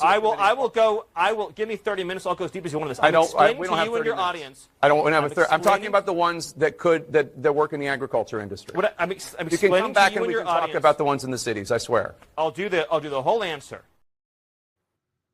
What a smug, jerky interrupting, right? He's like, yeah, see, here's what we're going to do, see? And Stephen Miller is saying, well, what you're proposing here, your predicate to this question is wrong. Because you're trying to say that exporting, deporting, eliminating, kicking out of this country people who shouldn't be here is all of a sudden going to create a problem with our food supply. Really? Then he continues. Stephen Miller, soundbite 2. The illegal aliens that Joe Biden brought into our country are not full stop doing farm work. They are not. The illegal aliens he brought in from Venezuela, from Haiti, from Nicaragua, they are not doing farm work. They are in our cities collecting welfare. As for the farmers, there is a guest worker program that President Trump supports. Over time as well, we will transition into automation, so we'll never have to have this conversation ever again. But there's no universe in which this nation is going to allow the previous president to flood our nation with millions and millions of illegal aliens who just get to stay here. And we are especially not going to allow a subset of those illegal aliens to rape and murder our citizens. So we are going to unapologetically enforce our immigration laws. And as I'm sure you will celebrate, we are going to unleash the power and might of the U.S. government to eradicate the presence of transnational threats on our soil. Oh my gosh, check please. Can I have the check? We're done. All wrapped up and it's a wrap. Jake Tapper looks like he could cry. He's like, oh my gosh. I almost look as rough as Caroline Schlossberg. He looks like he's going to cry. Jake, stop it. Why do you think, why do we think that eggs are such an issue right now? That came up yesterday in Caroline Leavitt's first press briefing as the White House press secretary. And a reporter in the audience asked her, kind of smugly, when are we going to expect lower prices on eggs? And it's like, well, you know what? We've been in office for 7 days and we're not out there growing the chickens. So I can't tell you, but you all might want to go and investigate how many chickens Joe Biden's administration killed. Because the number is something like 100 million. Why did you destroy them? Oh, because of bird flu. You guys heard about that all over your... Oh, that's right. Because it didn't really take flight, if you will. I beg your pardon. But they killed a bunch of chickens, yes? And then all of these egg processing plants during Joe Biden's presidency. So amazing how there was like this weird rash of fires, like manufacturing plants and egg plants and chicken farms and all of these things. It's something like 200 wild infernos basically taking aim at the food supply. It kind of feels, I mean, if I was a suspicious person, this is what I would think. It kind of feels like they're trying to screw with us, doesn't it? It kind of feels like, well, you should probably get some lab-grown meat instead. It kind of feels that they wanted to set the scene for Donald Trump, should he have been reelected, to inherit a catastrophe based on something as simple and as taken for granted as a dozen eggs. They ought not cost $11. And yet, in some places, they do. Is the press finally saying that grocery prices are too high? Look, it's just going to be a little up. It's going to be what? Transitory. I'm just assuming the question finally means they're agreeing that the price of eggs. Brock, nobody out there is saying that this is going to lead to inflation. Absolutely not. Just a little bit. Little uptick. It'll come right back down. Right? Okay. This is what you get when you're in Donald Trump's corner. You get smart people who are specifically chosen for the niche that they fill, for their expertise, for their knowledge of the background of the stories, right? And if you want to aha one of them, Jake Tapper, you probably have to be a little bit faster because Steve Miller just made you look like a fool. And to quote Caroline Levitt, that would be important. Sorry, I had to. Sorry, Brock. He's shaking his head. Hey, say the T. It's there for a reason. All right, when we come back on the Wendy Bell radio program. And it's not just Stephen Miller who was just unapologetic. It's not just Bobby Kennedy. It's not just Nicole Shanahan. It's not just Elon Musk. It's also Tom Homan. I want you to hear this moment when it's got to be some reporter from the UK asks him an aha question about, we're hearing that the migrants are being mistreated in the detention centers and on the airplanes. And he drops the facts like nobody's business. You're going to love it next on the Wendy Bell radio program.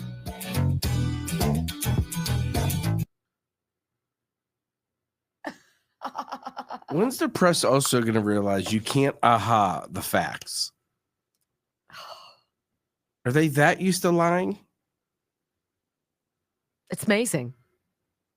It is. It's amazing. I want to talk to you guys. You just saw what I did. Disinfect with Sniper. Sniper, disinfectwithsniper.com. I'm just going to read you what's on the outside of this. I need like super secret eyes to do this. Sniper is an easy to use all-purpose and multi-surface cleaner, hospital disinfectant, and heavy-duty odor eliminator with no residue left behind. Yes, Sniper has the unique ability to eliminate VOCs. I don't know what those are. I don't want them. I want them eliminated. Sniper provides the unique disinfectant and cleaning technology that is ideal for your indoor use, both in homes and in any institutional setting. Sniper technology is a versatile cleaner and disinfectant that is non-abrasive and non-corrosive with a ready-to-use, no fragrance added formula that does not require rinsing. So you spray it and you don't have to wipe it off. It kills germs, bacteria, MRSA, parvovirus, COVID, the flu, all of these things, fungal infections for 30 days after you spritz it. What? And yet it's safe enough. You know, I like to do this. To spray on your face. Sometimes I do.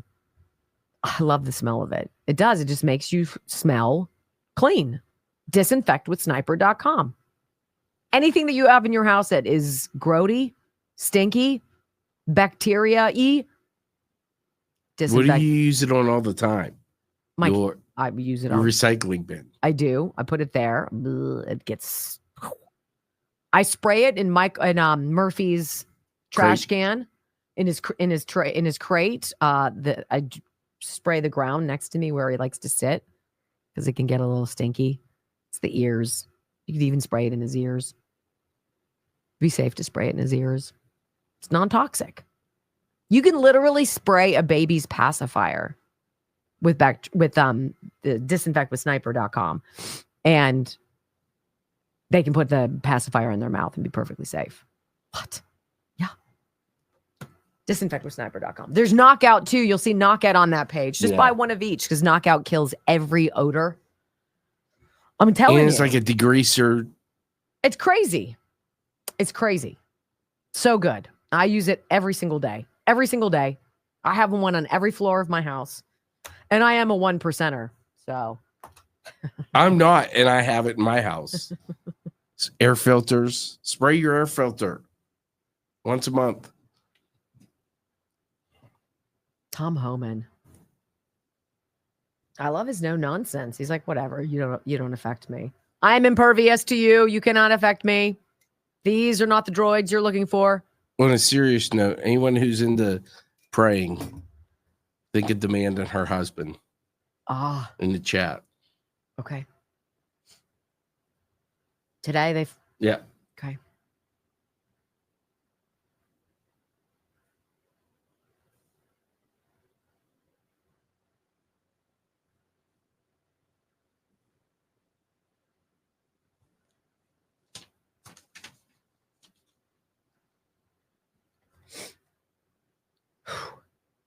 Hi, 13,000 people. Hi, 3.54. Come on. 3.5. We've got to get 460 Especially when we're in people. editors, but I know. Just click you're the losing thumbs it. up bubble. Come on. Right underneath here.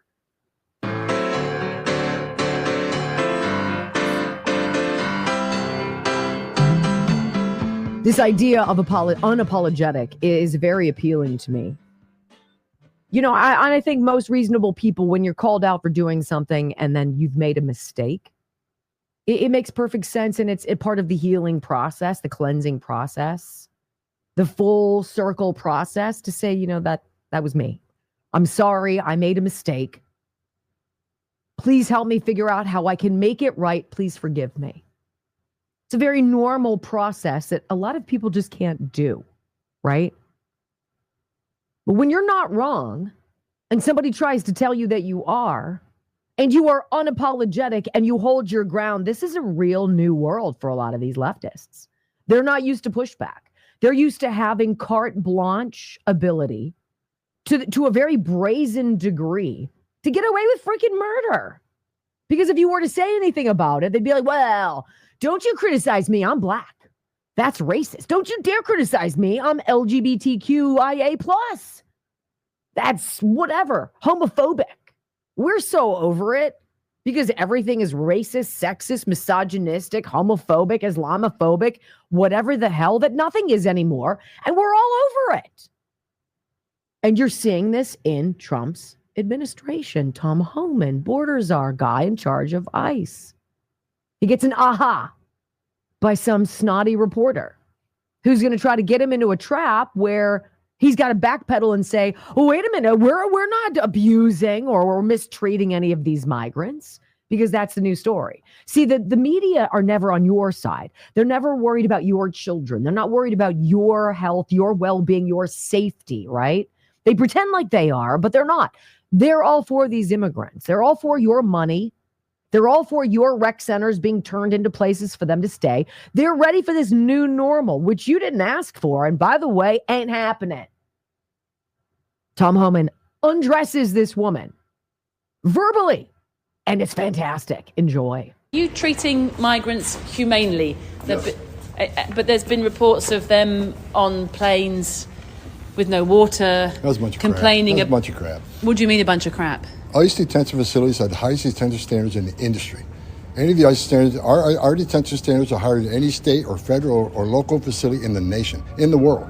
Someone should go to the ICE website, look at PBNDS 11, performance-based detention standards, and look at our detention standards, highest in the industry. But are you sure you're only getting illegal criminal migrants? I mean, there were some pictures over the weekend of people that claim to be students, Brazilian students, who were showing examples of bruises on their arms from American deportation flights. That's ridiculous, but if they want to make a complaint, it'll be investigated. But your assurance is what? The men and women of ICE are professionals. We do this for a living. And I can tell you, I ran ICE for years. I was the first director of ICE came up through the ranks. Again, these men and women are professional, highest detention standards in the industry. We take care of these people. But we're going to enforce the law, and we're not going to apologize for doing it. And you're going to do it in a sort of public way with, do you need to use the big military planes? Is that part of a sort of shock and awe tactic? No. They haven't been used before, have they, for migrants? No, we got President Trump. We're going to use all the government to secure our border, which is the biggest national security vulnerability this country's ever seen. And we're going to enforce laws to this country. It's not okay to enter this country illegally. It's a crime. And when you cause a crisis as big as the Biden administration caused, when you overwhelm the Border Patrol, but they can't do their national security job, that's when the fentanyl come across, kill 250,000 Americans. That's when you have a 600% increase in sex trafficking. That's when you have a record number of no-inspected terrorists coming across an open border. President Trump's going to secure the border as promised to the American people. We're going to enforce immigration laws. That's what we're going to do, without apology. We're on board. We're going to go forward. You're going to see it get a hell of a lot bigger in the near future. Without apology. How do you feel now, sweetie bug? Because he just absolutely homined you. He Vanced you. He Stephen Miller'd you. He Cash Patel'd you. And Marco Rubio'd you. Do you hear the clarity and the unapologetic resolve to get crap done? Now, Tom Homan said something very interesting there. And he slurs his word, like he swallows every other word. And you're like, wow, slow it. I need to put him on like a slow backward sort of setting to understand what he says sometimes. But he said, somebody should check out PBNDS 11. And I was like, PBNDS, what? So I Googled PBNDS 11, ICE performance-based national detention standards of 2011. Well, it just so happened that Tom Homan's absolutely right. It's almost like he knows what he's talking about. And this reporter's trying to say, we're hearing some people are being mistreated on your planes. Is that true? How about you sit down and shut your mouth? How about that? In 2011, the U.S. Immigration and Customs Enforcement Agency revised its national detention standards and developed the performance-based national detention standards. According to ICE, the PBNDS 2011 are crafted to improve medical and mental health services, to increase access to legal services and religious opportunities, to improve communication with detainees with no or limited English proficiency, to improve the process for reporting and responding to complaints, and to increase recreation and visitation. Sort of sounds like PBNDS 11 does an awful lot to make these illegals comfortable. Why don't you take that back to your editor and smoke it? When we come back, hour number 3 of the Wendy Bell radio program. You know, human trafficking is big business. Just ask Catholic Charities. Next. You're using these really big aircraft. Never used those before. Well, we didn't have 20 million people who broke the law to get here before, so we got a lot of extractions to do. Healthy Cell. Healthy Cell. Love it. It's my Healthy Cell dance. Wow, it's got to dance. It's got to dance. So I took a REM sleep the other night. I don't normally take a REM sleep. Joe's like, you need to take a REM sleep. I'm like, my doctor husband is telling me to take a REM sleep. What? So you have another stash. This stuff is amazing. Healthycell.com/Wendy. Healthycell.com/Wendy. They come in these little packets, right? And they have they have a starter pack. What? They have a starter pack. For what? REM sleep, focus, and the bioactive multi. A 3-in-1. You can add it to your cart right now. Put promo code Wendy, 20% off. What are you going like this for? I give you everything for free because I've got to go suck up to get it for you. I fell asleep last night within 10 minutes. I woke up when my alarm was saying, hey, time to get up. And you wake up and you're so refreshed. That's the best part about it. I will tell you the thing about Healthy Cell, and I think this is a game changer. It's the way in which the product is delivered. So a lot of different companies make formulas for mood, for stress and anxiety, for hair, skin, and nails, for cardiovascular health, for immunity, et cetera, et cetera. This Healthy Cell, they're gel packs. And so you just do what you would do with an applesauce or a Jell-O or a yogurt that comes in one of these. And it's super easy. You just take off tear that off, squeeze it up. The flavors are delicious. And you've got absorption to your cellular level, 165% more absorption than when you take a pill. Like, I want to get to me. Like, go now. This is it. Healthycell.com. The focus and recall is still my favorite. Brock relies on this one, the REM sleep. And I will tell you, having just taken it the other night when Joe was like, just go. It's like 7:45. Go upstairs, get in bed, take a REM, lights out. And I'm like, no, okay.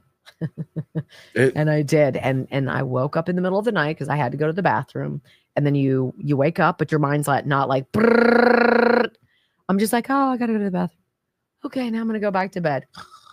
And then when my watch woke me up, 2:30, I was like, okay.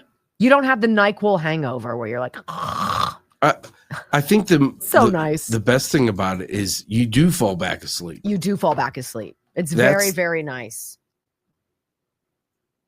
I used to wake up to go to the bathroom like, oh, gosh. I'm going to just sit here and stare at the clock. That's a game changer. Dr. Simkovich, Dr. Charles Simkovich. Pumped. We're going to see him in a couple weeks because I want to do a video. Like, Brock and I are so curious. What is it that you do? How do you, with your hands, right, take somebody who suffered a terrible brain injury like a concussion, and how do you get them right again? Like, what do you do? How do you diagnose this? What are you looking for? What kind of signs? What moves are you making? How quick are the results? How long does it take? Does it last? I have no idea. I just know that people love this guy. And he's got like 15,000 success stories. I mean, there's a reason the NHL Alumni Association has Dr. Simkovich as their brain injury concussion doctor. Like, right? So with Brock's epilepsy and him having fallen multiple times and bunked his head pretty good, I witnessed it once and never want to see it again. One would argue it stands to reason he's probably taken some brain damage.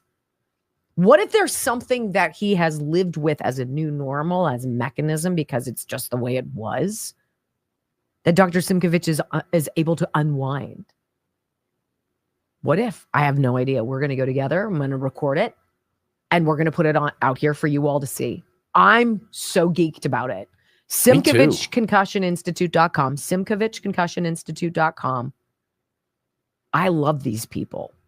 They are good people. And they care. They care. Back to the opening monologue.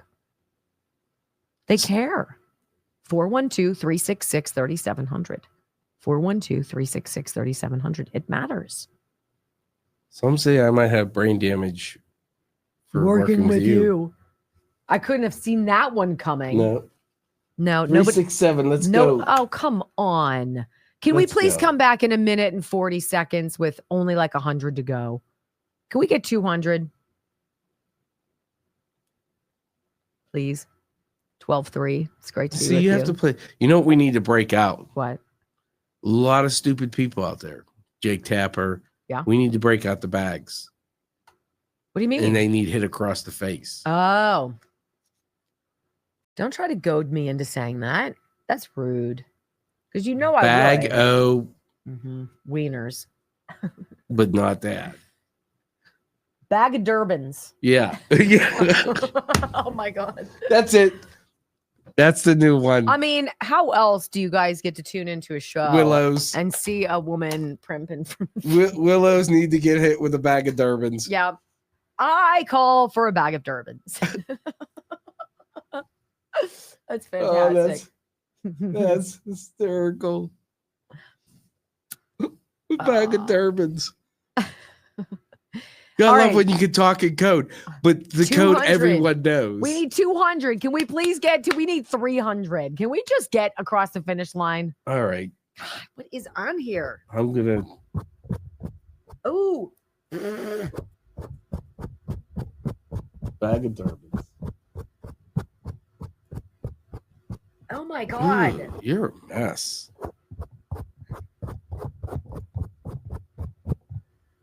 Quit molesting the mic. No, there was like fuzz and hair in it. That's so gross. You're the only one that uses it. I know. Dirt bag. 5, 4, 3, 2, 1. Wendy Bell. Inspiring solutions to save America one show at a time. Are you ready to get on board? Who can take your money? With a twinkle in their eye. Take it all away and give it to some other guy. The government. The government can. And the government can, cause they mix it up with lies and make it all taste good. Government takes everything we make to pay for all of their solutions, like healthcare, climate change, pollution. Just throw away the Constitution. I wrote that, thank you. Who can give a bailout? Tell us to behave. And make the founding fathers roll over in their grave. I don't care if you hate me, I'm going to sing it anyway. Oh, the government can. 3 hours of bold truth and excellence. You've just signed up for the WBR Army. Welcome aboard. This is the Wendy Bell radio program.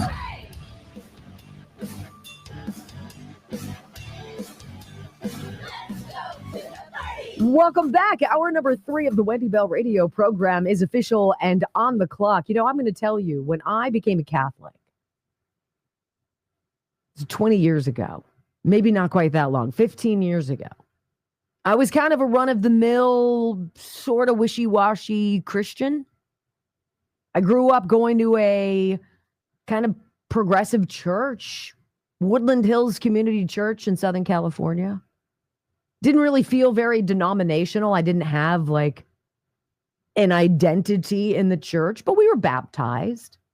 My uncle was a minister and he baptized my sister and me in the backyard pool.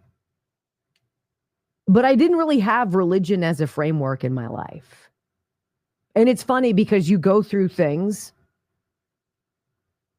and you need something to hang on to. You need a voice to talk to in the darkness. And you need to believe at critical points in your life that someone's listening to you. And so for whatever reason, if you're not born with religion drilled into your DNA, I think a lot of people flounder. My husband never asked me to become Catholic. We didn't get married Catholic. We got married outside, which you're really not allowed to do in the Catholic Church. And I never really thought about it, but every Sunday, almost every Sunday, I would go to the church in our neighborhood, the Catholic Church. And I knew everything. I knew all the words. I knew all of the responses. The one thing I wasn't able to do is to get up and to participate in communion. And at first it didn't bother me. I just would stand up and let the people out of the pew and I'd sit down. And then I started feeling sort of ashamed. I was punishing myself from this experience. And I remember running on the beach one day on a summer vacation with our family. And I was coming back to the house that my in-laws had rented, and we were mooching off of them as we have for every single year since we've been married. As Jacob's ladder comes out of the clouds. And I remember dropping to my knees and the water coming up and soaking me. I hardly paid attention. And I ran back home and I told Joe I was ready. I'm ready to become Catholic. And I took it very seriously. I went through RCIA, the Rite of Christian Initiation in Adults. Every Tuesday for several hours. I loved it. I read the Bible. I immersed myself. I became a lector at our local Catholic church. Our kids all went through Catholic school. They were all altar servers. And then something happened that shook my faith, not just in my church, not just in its leaders, but in the Catholicism umbrella in general. And I will admit, I've not been back. And I miss it. And it is not joyful for me at all to say to you that the story I'm about to read to you underscores some of the feelings I have about religion and about the church in general. I'm not saying the Catholic Church is the only one that's got issues. I think most religion does. Because I think no matter where you are, bad people are attracted to those seeking help, like predators.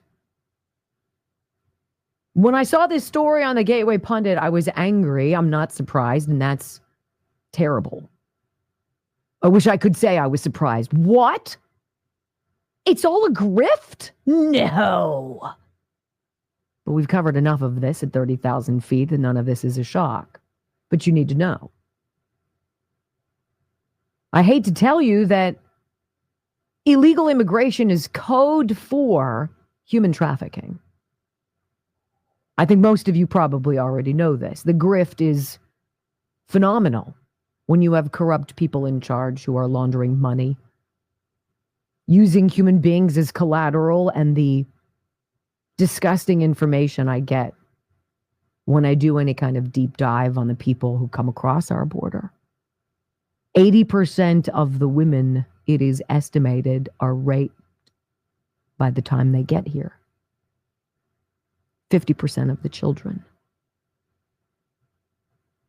But I'm going to tell you something that's all about the Benjamins, because for some reason that's easier to swallow than the idea of a child or a woman being victimized. Gateway Pundit has a headline today. 2.9 billion reasons U.S. bishops loved Biden but hate Trump. I want to read this to you so that you're informed as well. And you can fact check me. Please do. For the past 4 years, many Catholics have been perplexed as to why most Catholic bishops have refused to condemn Joe Biden's heinous anti-Catholic policies. Additionally, these bishops have openly welcomed Biden to receive Holy Communion, in spite of Canon 915, stating Catholics who obstinately persist in manifest grave sin are not to be admitted to Holy Communion. It will be of little surprise if Biden goes down in history as America's most radical anti-Catholic president. For those who continue to be astonished by our shepherd's silence on this, though, we may now have discovered the answer. Complicit Clergy, it's an organization apparently, just completed updating its previous analysis on migration-related federal funding awarded to Catholic non-governmental organizations, NGOs. to include all 4 years of the Biden administration. So all migration-related federal funding awarded to Catholic non-governmental organizations, NGOs, during all 4 years of Biden's administration. They then extracted federal immigration-related transactions from usaspending.gov for the 16-year period between 2009 and 2024. They reviewed all the organizations receiving immigration-related federal assistance, flagging those NGOs affiliated with the Catholic Church. They then determined which Catholic diocese each of these organizations reside, and then finally loaded all of that data into something called Tableau. It's a software system that helps people explore data insights through intuitive visualizations, they say. Well, if people say a picture is worth 1,000 words, in this case, it's worth billions. The Biden administration granted Catholic non-governmental organizations nearly $2.9 billion in immigration-related funding over the past 4 years. $2.9 billion. That's more than triple the level of funding under Donald Trump's first administration, nearly double under Obama's. In fact, it is amazing. Just a coincidence, then, that we learned just last week that the U.S. Catholic Church has paid out over $5 billion to settle the financial costs of the sex abuse scandal, not including, of course, the millions of dollars they've spent in legal fees trying to defend themselves. This amounts to well over $10 billion that our bishops have extracted from our pockets before they even appeal for more of your money in their Sunday collections.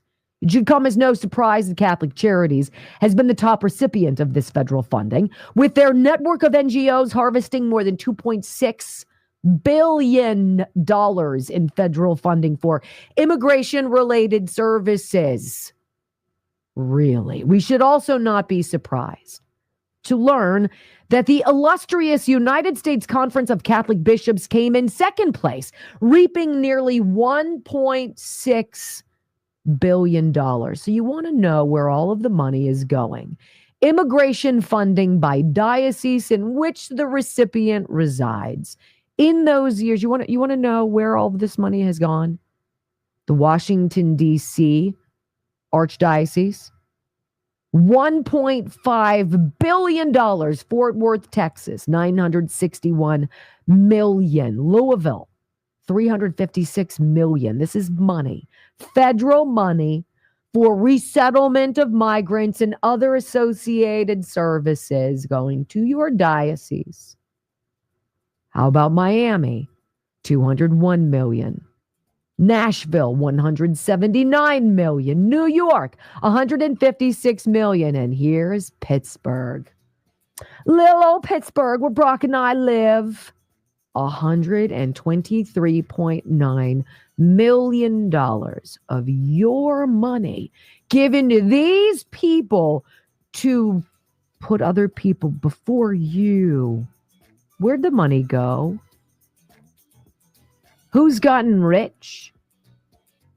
How do you feel about the church making cash off of the suffering of women and children? Now you understand the grift. It ain't very godlike, is it? When we come back on the Wendy Bell radio program, Selena Gomez, you might not know who she is. I don't care, actually. But I think it's hilarious that she put out a video to her 420 million Instagram fans. Uh-oh. Why'd she take it down? Next.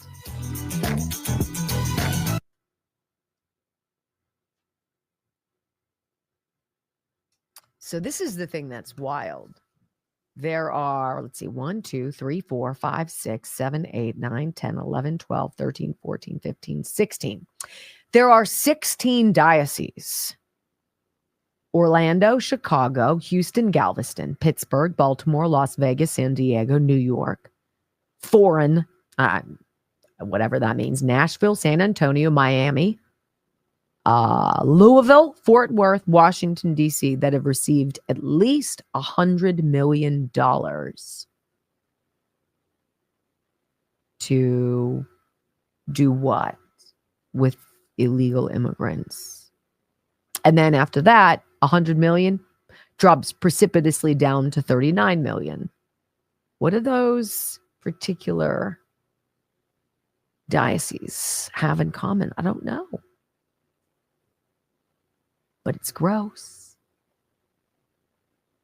They're not helping your neighbors. They're not helping you. What are we doing?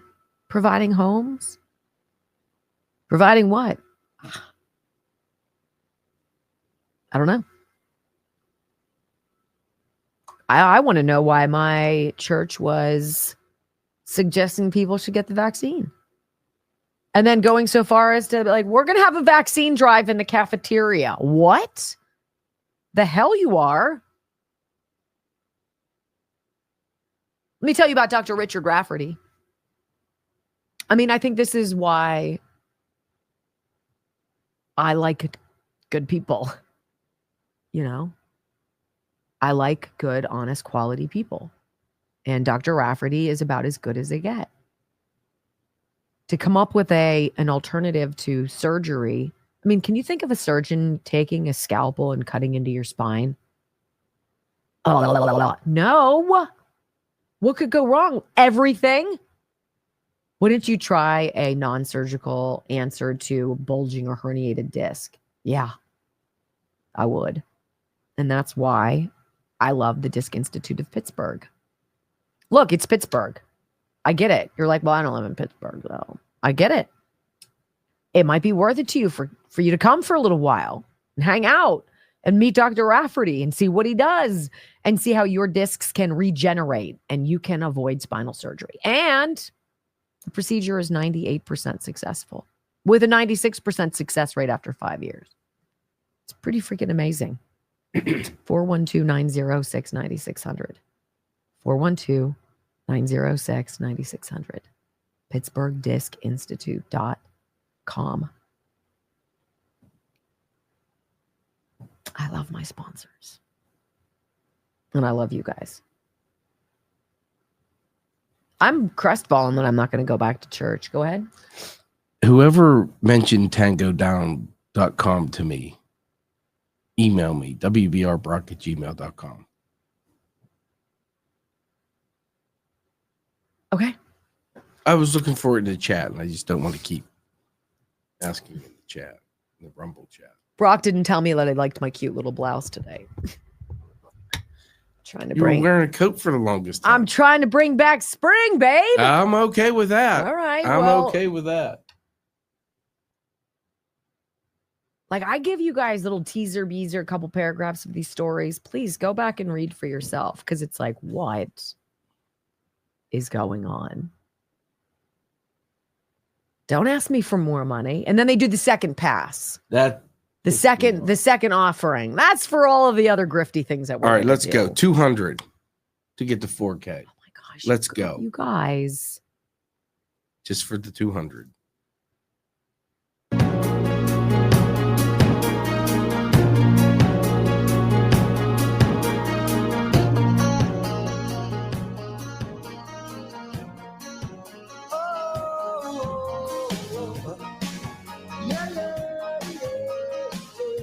Welcome back, my friends, to the Wendy Bell radio program. So this immigration funding by diocese.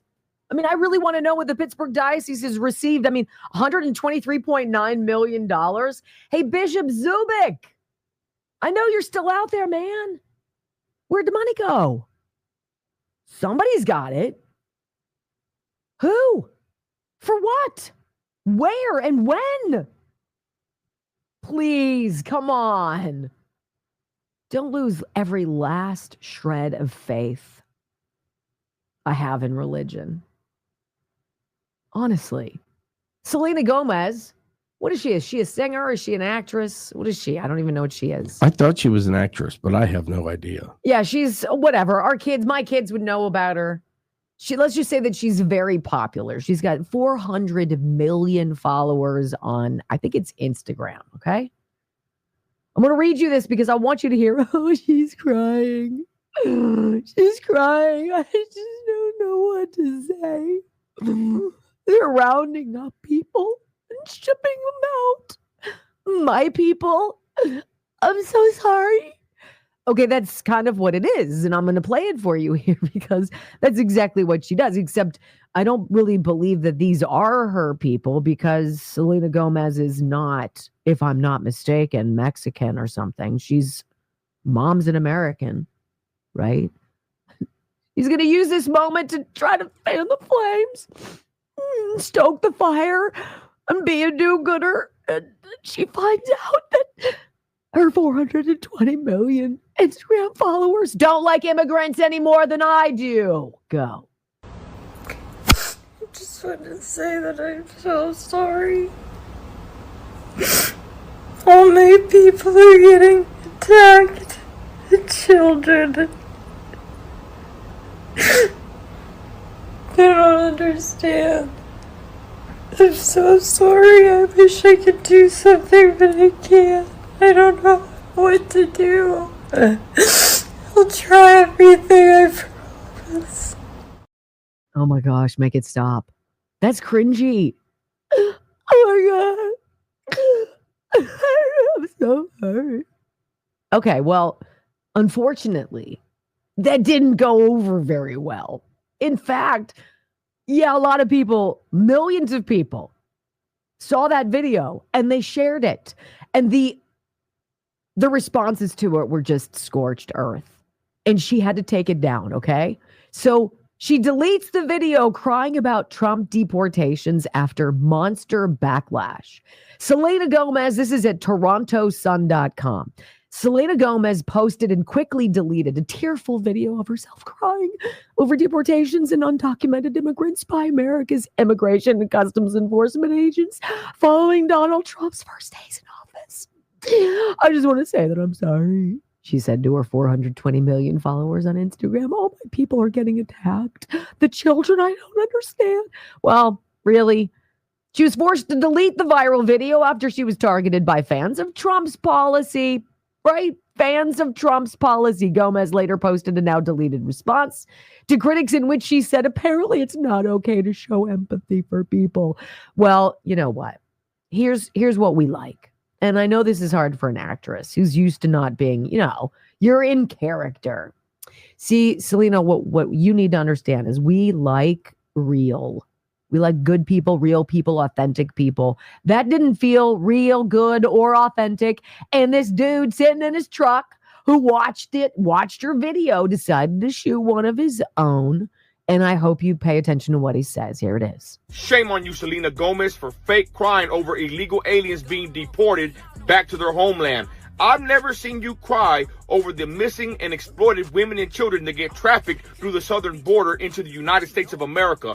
I've never seen you cry over the American citizens that have been hurt or unalived by these same illegal aliens that you're crying for. Selena Gomez, why don't you house these people in your LA mansion or one of your mini homes that you possess? Selena Gomez, you're a fraud and a fake. Wow. See, those are the ones that hurt, right? Because anybody can drop F-bombs and be like, boop, boop, boop, you boop. You're a fake. You're a fraud. You're a phony. Shame on you for that. But the important part of what he said, I don't see you crying over the people who get trafficked. I don't see you crying for the women who get raped. I don't see you crying for the people who are murdered so that their organs can be harvested. All right, when we come back on the Wendy Bell radio program. Oh, you got to hear this video from Jim Acosta. It's not his goodbye on CNN. It's even better. He's come into a new gig. He's just figured it out. He's super excited. He's inviting you to join him. And all the news that we can propagandize. You guys hear about the New York Magazine in the picture? Oh, don't go anywhere. It's next.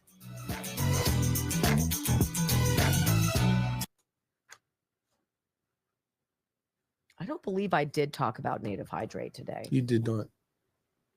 Native Hydrate, you guys. This is a very basic idea, and it's getting liquid into your body. You think I need to drink water. I don't drink enough water. probably should drink 8 ounces 8 times a day. Well, you're not a whale, so let's not do that. How about you get the electrolytes, which are far more important than the water? That's what Native Hydrate's all about. All right. I'm going to pull up their website so I don't fudge any of this up, but I won't because I'm a trained professional. Don't try this at home. So electrolytes, you need electrolytes. You need amino acids, branched chain amino acids, whatever that is. And the benefits of getting these things into your body. This is why a lot of sports drinks, you think you're doing a good job. Oh, I'm going to get some Gatorade. It'll help me out. Electrolytes. Well, that's great, but it adds sugar. It adds salt. Don't do that. You want the one that doesn't have any sugar in it. That's like 0 calories. It's good for you. What does it do when you drink some Native Hydrate in a glass of nice, cool, fresh water? Well, you can benefit your whole body. Hold on.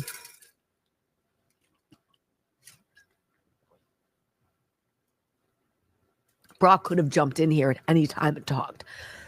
What? Did I like Native Hydrate too? The peach mango? Get the peach mango. Hell, get all 3. nativehydrate.com/Wendy. 44% off. I like the packets. Balance the amount of water in your body and hydrate your cells. Balance your body's pH level. It's your acid base level. Move nutrients into your cell. Remove wastes out of your cells. Supports your muscle, your nerve functions, reduces muscle cramps and spasms. Keeps your heart rate and rhythm steady. Blood pressure stable. Bones and teeth healthy.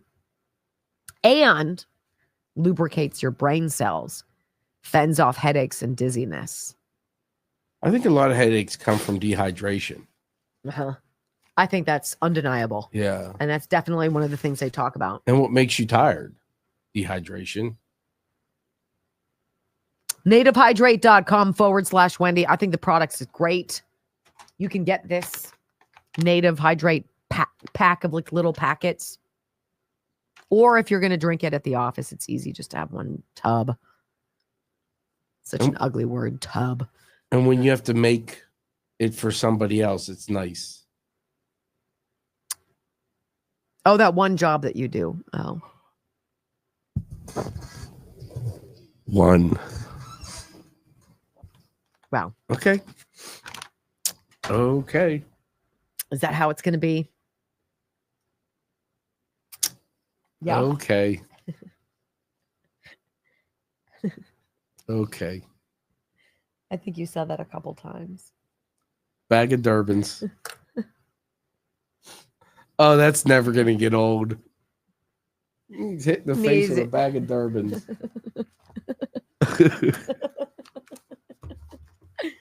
Oh. Now there's a t-shirt. Oh, Dick. Don't get hit in the face. Oh, Dick. Froggy, what are you doing? What I give to y'all is part of my tithe for our country. Aw. And those of you who cannot push a button just don't understand. Thank you. Yeah, who gave us $20? I 70 God bless Wendy and Brock. Thank you for every morning for what you do. Y'all rumble the internet. Thank you. Did we hit it yet? Oh my gosh, we still need 130 people. Wow. And that's as an editor's pick? That's we were. Yeah. For like 2 hours. See, I don't browbeat you enough. I know it's so annoying. I won't. It's chilly in here now. It's because that kicked on. You know, it's a whole 42 degrees outside. So, of course, you need the AC kicked on. Yes. You're on fire. So, that's the. I just like to show you guys my really big muscles. Your muscles. Mm-hmm. That's curling a lot of bags of Durbans. Oh, nice bruise. Ouch. My elbow. Let's see if it's still hot. Yes. You haven't been complaining about it, though. Today was better. Ow. I'm laughing with you. No, you're not, because I'm not laughing. That sucks. Let's go. Can we please? Rumble for the elbow. I mean, come on. We need 110. I'm sorry, I'm so phlegmy. It's really disgusting. Froggy 7076 $5. I have zero respect for people who cannot rumble. Oh. Oh. Well. I don't want to agree with them or her. I don't know if Froggy's a man or a woman. Oh, God. I don't want to unalive anyone. I really dislike that. I do too. I What really is with dislike. that? Just shut up. Just Yeah. say the word. We're all grown-ups, for heaven's sakes. Skyhook. Oh. I grew up watching Kareem. What can 391. Let's go 90. Come on. All right, I'll sing to you guys then. I know this is really creepy. If you're new, I have to sing to you now, which is really weird. I'm sorry.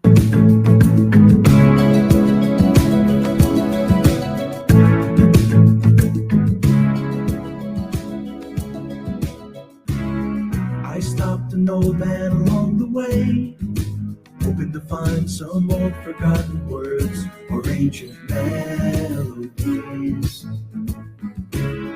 He turned to me as if to say, hurry boy, it's waiting there for you.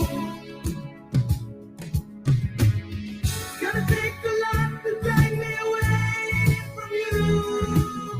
There's nothing that 100 men or more could ever do.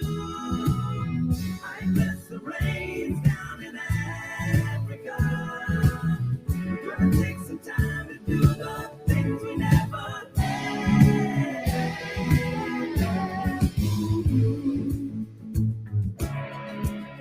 Well, welcome back to the Wendy Bell radio program. You know, we talked about this yesterday during the monologue. I was saying, and I don't think it's a surprise to any of you, that I can very clearly see the strategy of sabotage everywhere I look on the left. Specifically speaking, I'm going to say in politics, in government, and also in the media. These people are desperate. They will do whatever they can to derail President Trump, who is laser focused on a lean, mean, fighting machine country that goes back to the golden age, where you and I get to dip back into history and drink from that golden chalice of class, of wealth, of order, of justice. Whatever he means by that golden age. The people in the deep state do not want it because that means that they have lost. This whole process has been to destroy America, to derail the people like Bobby Kennedy, who's in the hot seat right now. And you know it's desperate when they bring out their own family members to try to smear the people that President Trump has handpicked to fill very specific voids in this country. The media will stop at nothing to take anything positive that the president does, to twist it, to make it seem like it's off, like it's wrong, like it's ego-based. And that is why it's such an important move that this White House has this all-important direct line to you and me. So they can say, look, we'll tell you what's going on. Sort of like how we started this program. What was the predicate of this program? What did I pledge to you? I'm not going to lie to you. I'm not going to con you. I'm not going to manipulate you. I'm going to tell you the truth. And it just so happened that during COVID, you weren't getting any of that. And so it's stuck. Donald Trump is saying, listen to what I say I'm going to do. And then watch me do it. And then you decide for yourself whom to believe. I think it's transactional and I think it's necessary. Right? This story, however, that the media are putting out there regarding Donald Trump's inauguration, that apparently MAGA is a lily white, no blacks, no Indians, no Hispanics, no gays. If you're gay, you can't be MAGA. You're not welcome here. Which, of course, is so dumb. And there's nothing that could be further from the truth. But I want to tell you the story of this New York Magazine. So I know you've seen New York Magazine before. My, have they fallen.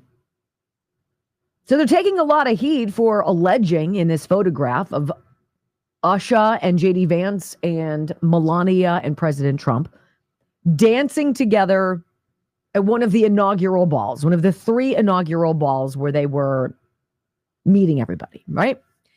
And they've taken a picture and they've put it out on the front page of New York Magazine to create this illusion that MAGA and Trump are all very, very homogenized white.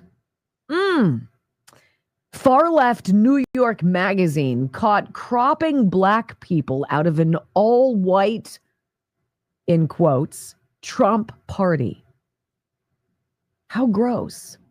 This is like wiretapping Trump and not finding any dirt. So you have to go to Christopher Steele and Fusion GPS and you need to concoct it.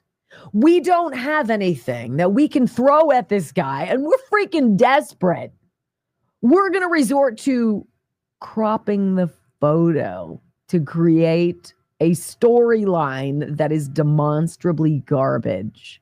Here's the story. Have you noticed the entire newsroom and the entire room is white? One woman asked this New York Magazine staffer. Well, she must have been looking at the New York Magazine cover, the far left outlet cropped, to erase all of the black people who were there. I'm looking at it, and it's ridiculous. The title of this particular magazine is called The Cruel Kids Table. Literally, it's preposterous. Out late with the young right as they contemplate cultural domination. And it shows a picture of attractive people drinking and celebrating and dancing at one of these inaugural celebrations. Well, there's just one problem with that. They intentionally carved out the black people in this photo to create the illusion that MAGA is exclusionary. Now, CJ Pearson, who's a black co-chair of the GOP Youth Advisory Council, found this cover of this magazine especially objectionable because he was there. He was in the photo. He was cut out of the photo. He says, "This is insane," he tweeted after becoming aware of New York Mag's deliberately misleading cover. He says, "I hosted this event, and New York Magazine intentionally left me out of their story because it would have undermined their narrative that MAGA is some racist cult." Have you guys ever gotten that vibe at all? Have you ever been anywhere wearing a MAGA hat or Donald Trump and, his arraignment photograph? You ever been around other Trump supporters and have ever felt a vibe? Anything even remotely close to exclusionary? Because I haven't. And I've been to many events. It's demonstrably garbage. A black man hosted the event at which this photograph was taken, a black man. And they cut him out of it. They cut him out of the whole thing. That doesn't fit our narrative. Sorry. They also didn't include the fact that other black people were there, other people of color. You don't hate the liberal media enough. No, you don't. Now, I don't know if you guys know who Rob Smith is. He's great. He's a decorated Iraq veteran. He's a Turning Point USA staffer who also happens to be black. And he tweeted out, "Wait a minute. I was at this party, as were many other conservative media influencers who are black, Latino, Asian, etc." He added, "Hey, at New York Magazine, why'd you use a whites-only photo to push the media narrative that diverse Republicans don't exist and weren't even welcome?" And he echoed that claim. You don't hate the media enough. No, you don't. Erasing black people used to be wrong. Still is. The regime media appear to be awfully confused about the times in which we live, ladies and gentlemen. Back in 2010, maybe these sorts of hoaxes would hurt Republicans. But this isn't 2010. The only damage done by these hoaxes today is to the hoaxster and to the overall regime media. Within moments, the New York MAG hoax was debunked on social media. The result was one more black eye for New York Magazine and the media in general, just like Selena Gomez. She learned in a hot second when her video went viral. You very quickly figure out which side everybody's on. Scrolling through the comments. Oh, snap. I threw a rock at a hornet's nest, and they're pissed. Delete, delete, delete, delete. The only damage done in these sorts of circumstances is to the media who are desperate for you to pay attention. And they don't understand why you're not. Because they don't care. I started this program today talking about my conundrum as the closing monologue on my Newsmax program for this weekend got axed. So I have to go back to the drawing board, figure out what I want to say, and I'm going to tell you what I'm going to want to say. We are tired. We are tired of you on the left doing everything that you can to slow down our progress. We're tired of you doing everything that you can to spend our money and to lie about it. We're tired that every initiative you get behind is a grift that ends up costing us. We're tired of you lying about it when you get caught. And we vote you out and we say we've had enough. And we've cut the cord to our television, and we've stopped our subscription to your lousy newspapers, and we stop paying attention to what you say online. You still don't get it. And it is just so very simple. We want people around us who care, who listen, and who tell the truth. Elementary things that we all rely on in our families, the golden rules that we teach our children, the way in which a harmonious, safe, free society operates. Stop freaking pushing us. Stop it. Cropped photos, fake headlines, bogus allegations, wrap-up smears, hoaxes, hearsay. This is why you lost. And if you keep doing it, it's why you'll never win again. I stumbled upon a video yesterday. It's just not difficult to realize why Barack Obama and Hillary Clinton and Bill Clinton and Chuck Schumer and Joe Biden back 20 years ago, what they were saying about immigration, about illegal immigration, about criminals too. Well, what happened to their tune? Because it changed. Let's hop into the Wayback Machine, a little mashup to wrap up today's show. Next on the Wendy Bell Radio Network.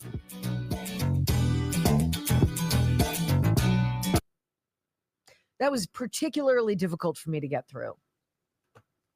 I was trying desperately not to cough. It's probably pretty obvious. I'm sorry. But I'm allergic to not getting 4.0. I tried to mute you cough. Oh, well, I hit the button. Does that not work? I mean, well, it doesn't mute the camera. Oh. It doesn't mute Rumble. So. Well, you guys... You see it. I just tried to not. You guys understand. Wow. 4.0. Man, you make it such a struggle. Why? And I mean, we were at 3 at 10. It's frustrating. I like this grift. Are we skipping your boyfriend? Oh, shucks. No, let's get Jim Acosta. I was going haywire there. I was passionate. Sort of like Blutarsky. Let him go. He's on a roll. I don't know if I was on a roll or not. I probably could have been benefited by Jim Acosta hopping in and discovering that, oh, shoot, I have no marketable ability. Right? Like, what do you do after you're a news person? Where do you go? PR? You typically. Yeah, which is not. It's not fun. Well, and it's not a lucrative job. Mm-mm. Because I know I was making gobs of money when they fired me from television. There's no commensurate position. No. Which is complicated. So that's why a lot of people hang on forever. But I'm telling you, what Brock and I have been doing for what's it been, 5 years? Well, I mean, that says 3, right? Yeah. But I mean, we were doing it before. Right. But in the corporate world, which is not, radio is not lucrative either. It's just not. It's an addiction, but it's not lucrative. Unless you're syndicated, like a Rush Limbaugh. Hannity makes a ton of money. Rush Limbaugh made a lot of money. But you're talking to Glenn Beck. You're talking about the few. The proud, the Marines. Yeah. You're talking about a handful. Where will Jim Acosta go? He's going to go to where Chris He's going to go Wallace to some went. stupid think tank or something like that. No, he's going to be irrelevant. Irrelevant island. And he's going to get slammed with a bag of Durbans and because he's a big willow.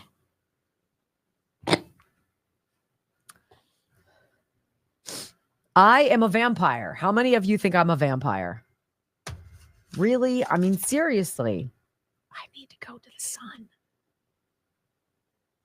I need to seek the sun.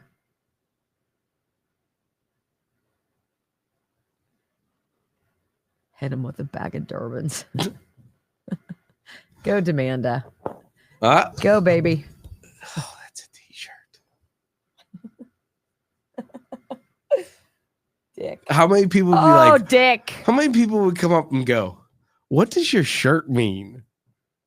It's like that one shirt Like, that guy was wearing that has the QR code on the back of Right. it, and people would go up to it, and it's Trump dancing. Yeah. Oh my God, it's so great. Okay. I'm gonna miss you guys. It's gonna be a long 21 hours.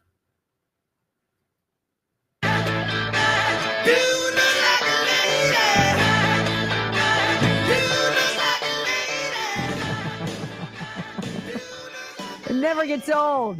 Let it go. You know, I feel so bad. I mean, I talked right past my boyfriend, Jim Acosta. I mean, my goodness. His ratings were abysmal. He's toxic and acerbic. He's rude to President Trump. He's a total jackwagon. And so CNN, like, they try to exile him to Serbia. They're like, just go to California and take the graveyard shift and whatever. And he was like, no, I will not.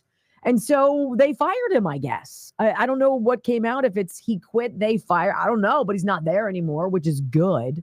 This is the funny thing. Look, I don't celebrate when people get into jams, but when you suck and you get jammed, it's kind of funny, right? So here is Jim Acosta realizing in 35 seconds, 40 seconds, whatever it is, that he has no redeemable, marketable talents whatsoever. And so he's going to have to go do it alone. And he's super excited about it. I'm super excited. You can follow me. Oh, my. He's got a little Chris Wallace in him. Let's go. Hey, guys. It's Jim.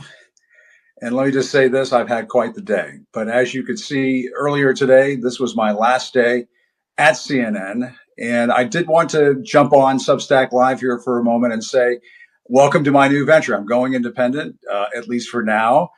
This is just the beginning, but I wanted to invite you to join me here on this platform as we talk about the day's news, talk about politics and so on. And I do want to, and just in case you missed my closing message earlier in the day, don't give in to the lies. Don't give in to fear. Hold on to the truth and hope. And we'll keep this conversation going. Great to see all of you here. We'll talk some more soon. Who's going to pay to see that? I mean, who's going to go to Substack and pay to see that? Nobody watched CNN. What are we doing, Jim? There's writing and it's over there on the wall. Are you able to see that? Because we are. Oh, Jim. It's sort of like, I'm going to go over to CNN Plus. Everybody's going to pay to watch us forever. No, we're not. Now, this whole idea of the illegal immigration, look, it's very common sense. You break the law, get out of our country. Break the law to get in here, you need to go away. We have a system, there's a process. It is obvious and it used to work. And, Democrats used to talk about it. Do you guys remember any of this? You're going to hear a mashup. It's going to take you back to 2007 with Hillary, back to the 90s with Bill Clinton.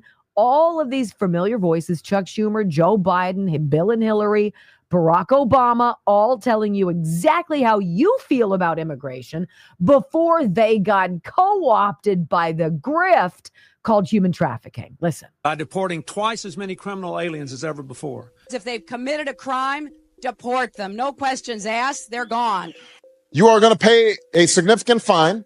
And you have to pay a stiff fine because you came here illegally. You are going to learn English. And you have to try to learn English. And you have to wait in line. You are going to go to the back of the line so that you don't get ahead of somebody who was in Mexico City applying legally. All Americans in every place in this country are rightly disturbed by the large numbers of illegal aliens entering our country. People who enter the United States without our permission are illegal aliens, and illegal aliens should not be treated the same as people who entered the U.S. legally. I would, in fact, make sure that we immediately surge to the border. He must be cognitively impaired. We will try to do more to speed the deportation of illegal aliens who are arrested for crimes. This is not going to be a free ride. That's why our administration has moved aggressively to secure our borders more, by hiring a record number of new border guards. We're a nation that says if you want to flee and you're fleeing oppression, you should come. You're a schmuck. Illegal immigration is wrong. And a primary goal of comprehensive immigration reform must be to dramatically curtail future illegal immigration.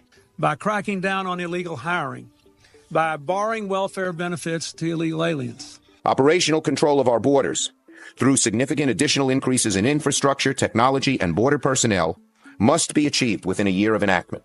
We are a nation of immigrants, but we are also a nation of laws. It is wrong and ultimately self-defeating for a nation of immigrants to permit the kind of abuse of our immigration laws we have seen in recent years. The American people are fundamentally pro-legal immigration and anti-illegal immigration.